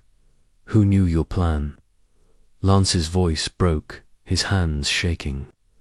"I told. No one, but Percival guessed. He said, after father died, you got what you wanted. I thought he meant the money, but maybe he knew more." Miss Marple's needles stilled, her mind clicking. Percival's silence, she thought, was complicity, not action like a village merchant who let a rival fall, hoping to profit. Back at the lodge, Neil confronted Percival in the study, the audit papers spread before him. "You knew Lance's plan, Mr. Fortescue. You saw him with the yew-berries, heard his call, and stayed silent. Why?" Percival's face paled, his voice shaking. "I suspected he was up to something, yes, but murder? Never. I thought he'd beg father for money, fail again. I wanted the firm, Inspector, not blood." Jennifer, entering, burst into tears. "He's telling the truth, Inspector. He's weak, not evil. Lance did this, not Percival." Neil's jaw tightened, but Miss Marple's eyes gleamed, her mind racing. Percival's greed, Jennifer's defense, they were pieces, but the killer's hand was elsewhere by evening. The Red Lion's records confirmed. Vivian Dubois had stayed there, meeting a man matching Lance's description on the 10th. Neil, exhausted, conferred with Miss Marple in the library, the fire a faint glow. Lance and Percival both guilty, but not fully, he said. Lance poisoned Rex, but the cyanide, the cord, the rheinbats, another's work. Mary Dove's silence, Elaine's fear, Jennifer's loyalty, who's the weaver? Miss Marple's needles clicked, her voice low. The killer is here. Inspector, hiding behind Lance's guilt. The rhymes stopped at Gladys. Not Percival, the 4th verse is a feint meant to distract. Percival's fraud, Lance's scam their motives, but the killer's rage is personal. Look at the women Jennifer's. Silence, Elaine's secrets, Mary Dove's calm. One of them holds the final piece. As Miss Marple left for the King's Arms, the drizzle had returned, cloaking Baden Heath in a ghostly veil. She sat by her window, knitting a pale pink scarf, her thoughts a tapestry of clues and faces. Lance's confession was a crack, Percival's silence a clue, but the killer was a shadow, their arrogance a flaw she would exploit. The rhyme was done, but the danger lingered, and she would be ready when the final piece fell into place. Chapter 12. The quiet return. The morning sun broke through the clouds over Baden Heath, casting a tentative light on Yew Tree Lodge, where the weight of 3 murders, Rex Fortescue, Adele, and Gladys had left the house in a state of uneasy stillness. Lance Fortescue's confession to poisoning his father with taxine, coupled with his vehement denial of involvement in Adele's cyanide death and Gladys's strangling, had cracked the case open, but the shadow of the nursery rhyme, Sing a Song of Sixpence, lingered. Its 4th verse, the king was in his counting house, counting out his money unfulfilled, suggesting the killer's plan might be incomplete or a deliberate misdirection. Inspector Neil, his lean face etched with the exhaustion of a case that had consumed him, stood in the library, his notebook a testament to a labyrinth of motives and clues that had finally begun to coalesce. The vial of taxine, the cigarette stub, the Nairobi letter, and Lance's desperate break-in at the King's Arms had pinned him. Yet Neil knew the full truth lay in the tangled web of the Fortescue family's secrets. Miss Jane Marple arrived at the lodge as the morning brightened, her black shawl neatly folded, her knitting bag a familiar companion. Her frail appearance masked a mind that sliced through deception with unerring precision, and Neil, now wholly reliant on her insight, greeted her with a nod. Lance is charged with Rex's murder, he said, closing the library door against the house's watchful eyes. He's holding firm on Adele and Gladys. The cyanide and cord aren't his work.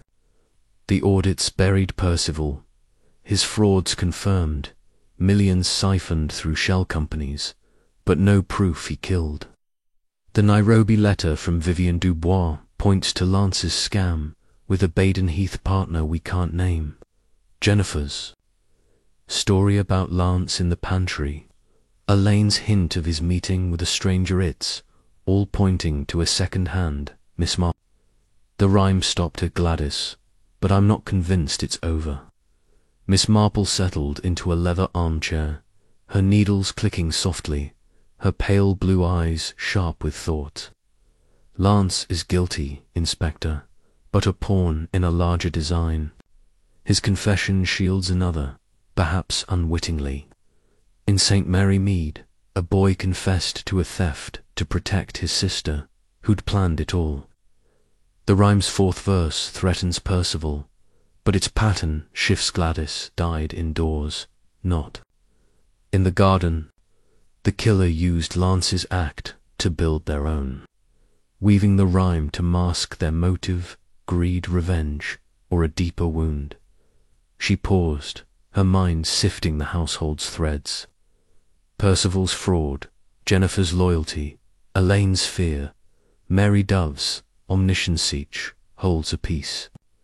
The partner, Vivian's contact, is here, and we must find them before they slip away. Neil spread his notes on the desk, his frustration tempered by resolve. The Red Lion's records confirm Vivian Dubois met Lance on the 10th, plotting. A forged deed, Dubois warned Rex, who burned a letter, your son's deceit, to protect the family name, or to confront Lance alone. Jennifer's hint about Lance in the pantry, taking a bottle, could mean cyanide, but she saw no vial. Elaine's stranger at the station, Percival's silence about Lance's call, they're all threads. But the partner's name eludes us. Mary Dove's alibis are too perfect, Ellen's bitterness too raw, Crump's clumsiness too staged. I'm guarding Percival, but I fear the killer's done, leaving Lance to take the fall. Miss Marple's needle slowed, her gaze distant. The killer is a weaver, inspector, using Lance's guilt to hide their own. The rhyme stopped at Gladys, not Percival, a deliberate halt, to make us think the pattern's complete. But the motive is personal, not poetic money, yes, but also rage.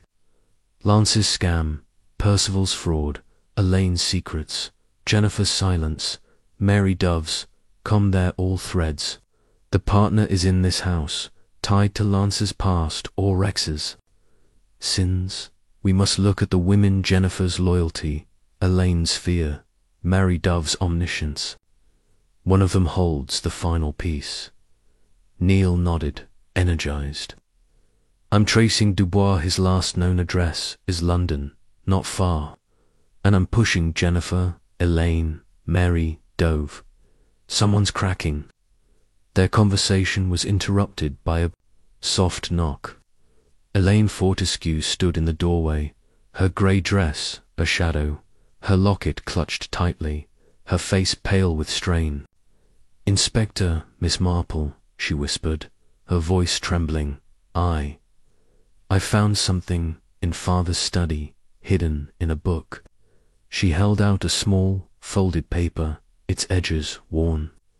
Neil took it, unfolding it carefully, a note, in hand, dated the day before his death. Lance's deceit confirmed. Vivian Dubois warns of partner in Baden Heath. Confront tomorrow. Neil's pulse quickened, and Miss Marple's eyes gleamed, her mind clicking. Dear child, she said, gently, this is vital. Where was it hidden? Elaine's voice shook. In Father's ledger, behind the end paper. I was looking for something of his to remember him by. Neil's voice was sharp. You didn't mention this before, Miss Elaine. Why now? Her eyes filled with tears. I was afraid, Inspector. Lance said to keep quiet, said it would. Ruin everything. But after Gladys, I couldn't. Miss Marple patted her hand, her mind racing. You've been brave, dear. In my village, a girl hid a letter from her father, fearing his anger, but it only deepened the trouble. Lance's warning, when did he give it? Elaine's voice broke. After Adele died, he said Father's papers were dangerous, that I should leave them alone. Neil made a note, his jaw tight. Lance knew about this note, or suspected. He's protecting someone. The household, meanwhile, was a study in fracture. In the drawing room, Percival stood by the fireplace, his thin frame rigid, his hands clasped as if to anchor himself against the storm. Jennifer sat on a sofa, her sewing basket closed, her eyes darting to her husband with a mix of dread and devotion. Mary Dove moved through the room, adjusting a vase, her grey eyes missing nothing. Crump, carrying a tray of tea, fumbled and nearly spilled it. his red face slick with nerves. Ellen, dusting a bookcase, muttered about judgment falling, her sourness a constant undercurrent. Elaine, returning from the library, hovered near the window, her locket clutched tightly, her fear palpable.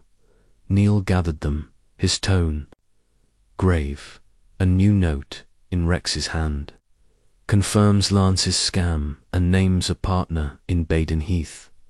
Lance is charged with Rex's murder, but Adele's and Gladys's deaths are another's work. Mr. Percival, you knew Lance's plans, stayed. Silent way. Percival's face paled, his voice shaking.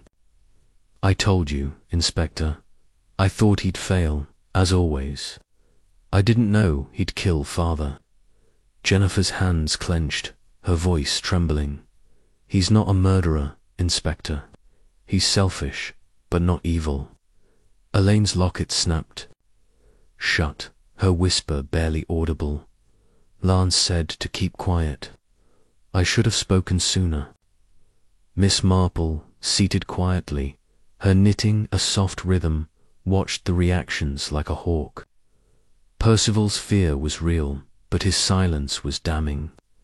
Jennifer's defense was fierce, but her eyes betrayed doubt. Elaine's guilt was raw, but her fear suggested more. Mary Dove's stillness, she thought, was the most telling, like a village matron who knew every scandal but held her tongue. Inspector, she murmured as they stepped into the hall, Elaine's note is the key. Rex knew of a partner, and Lance feared exposure. But the partner acted alone for Adele and Gladys, using the rhyme to mask their motive. We must press Jennifer. She's protecting Percival, but she knows more. Neil nodded, calling Jennifer to the parlour, his tone gentle but firm. Mrs. Fortescue, you've shielded Percival, but you saw Lance in the pantry, taking a bottle. You overheard him and Percival plotting to run the firm. What else? Do you know? Jennifer's eyes filled with tears, her voice breaking. I saw Percival, after Adele died, burning papers in the study. He said it was old accounts, but he was nervous, shaking. I didn't ask. I was afraid. And Lance. He spoke to someone, late at night, in the garden, before Gladys died. I couldn't hear, but he was angry, gesturing wildly. Neil's pulse quickened. Who? Mrs. Fortescue, the stranger from the station. She shook her head, sobbing. I don't know, Inspector. I just wanted it to stop.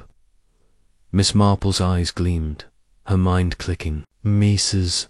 Fortescue, she said softly, in my village. A wife kept silent about her husband's debts, fearing scandal, but it only deepened the trouble. Percival's burning papers, Lance's garden torku, were they hiding? Jennifer's voice broke. Percival said it was to protect the firm, that Lance's schemes would ruin us. I believed him, but now I don't know. Neil made a note, ordering a constable to search the study's fireplace again, hoping for traces of those papers. The servants, questioned next, offered little. Mary Dove, her grey uniform immaculate, claimed she'd been in the kitchen during Lance's garden talk, unaware of any meeting. Mr. Lance was often outside, smoking, she said, her tone even. I didn't pry. Crump, sweating, said he'd been in the cellar, checking stores. Ellen, her sour face set, admitted to hearing footsteps in the garden, but saw nothing. Their alibis, as always, were too smooth, and Miss Marple, listening, thought of a village choir where one voice sang false, betraying the harmony. Inspector, she murmured, Mary Dove's calm is a facade. She knows this house's secrets press her on the garden. Neil confronted Mary in the pantry, his tone sharp. Miss Dove, Lance in the garden, arguing with someone nude. Hear it, with your ear to the house's pulse. Her lips curved, almost a smile. I hear what's relevant, Inspector. The garden's far from my room. Mai was asleep. Her calm was infuriating, but Miss Marple noted a faint tension in her hands, like a village spinster hiding a scandal. Miss Dove, she said softly, you see everything in this house. If you're shielding someone, it's time to speak. Mary's eyes flickered, but her voice held. I shield no one, Miss Marple. I keep order, nothing more.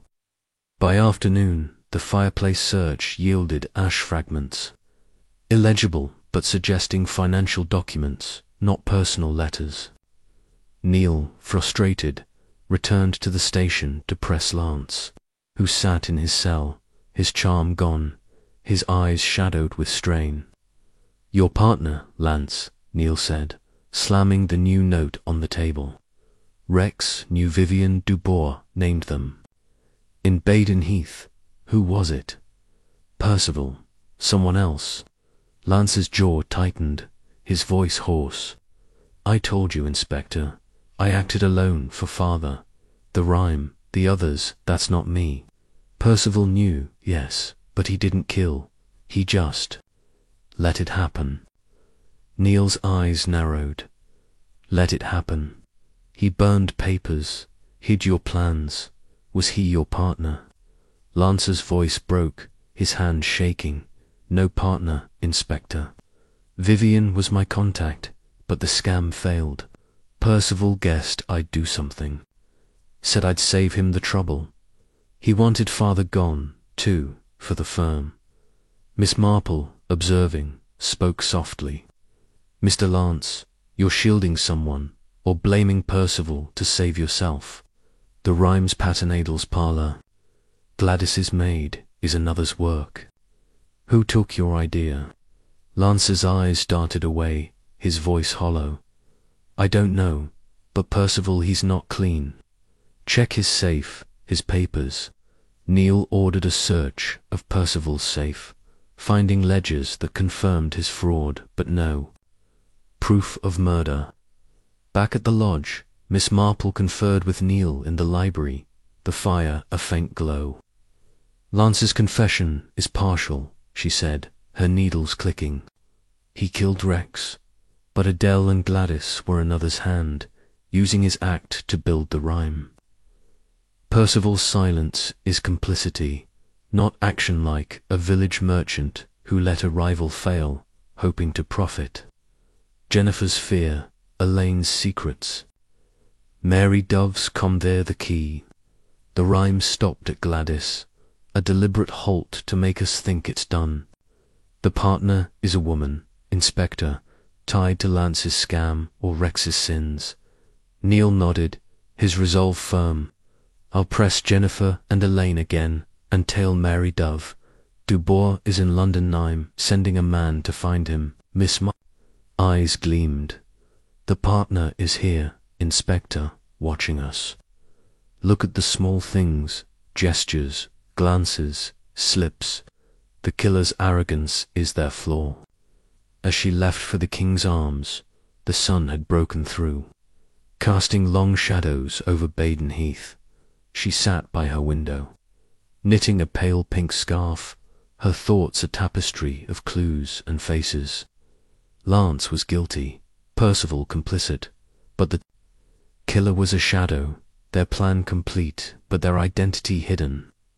Her needles clicked faster, her resolve firm.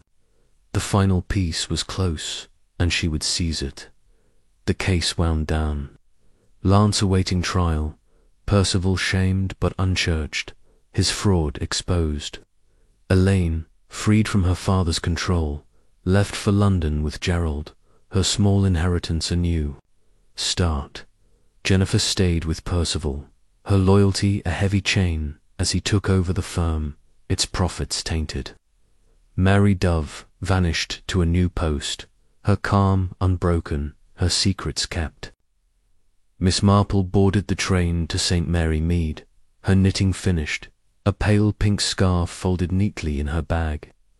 Over tea with Dr. Haydock, she reflected on human greed, the dark games of nursery rhymes, and the quiet truths of village life. People, she said softly, are never quite what they seem. The train rattled on, and Yewtree Lodge faded into memory, its shadows left behind.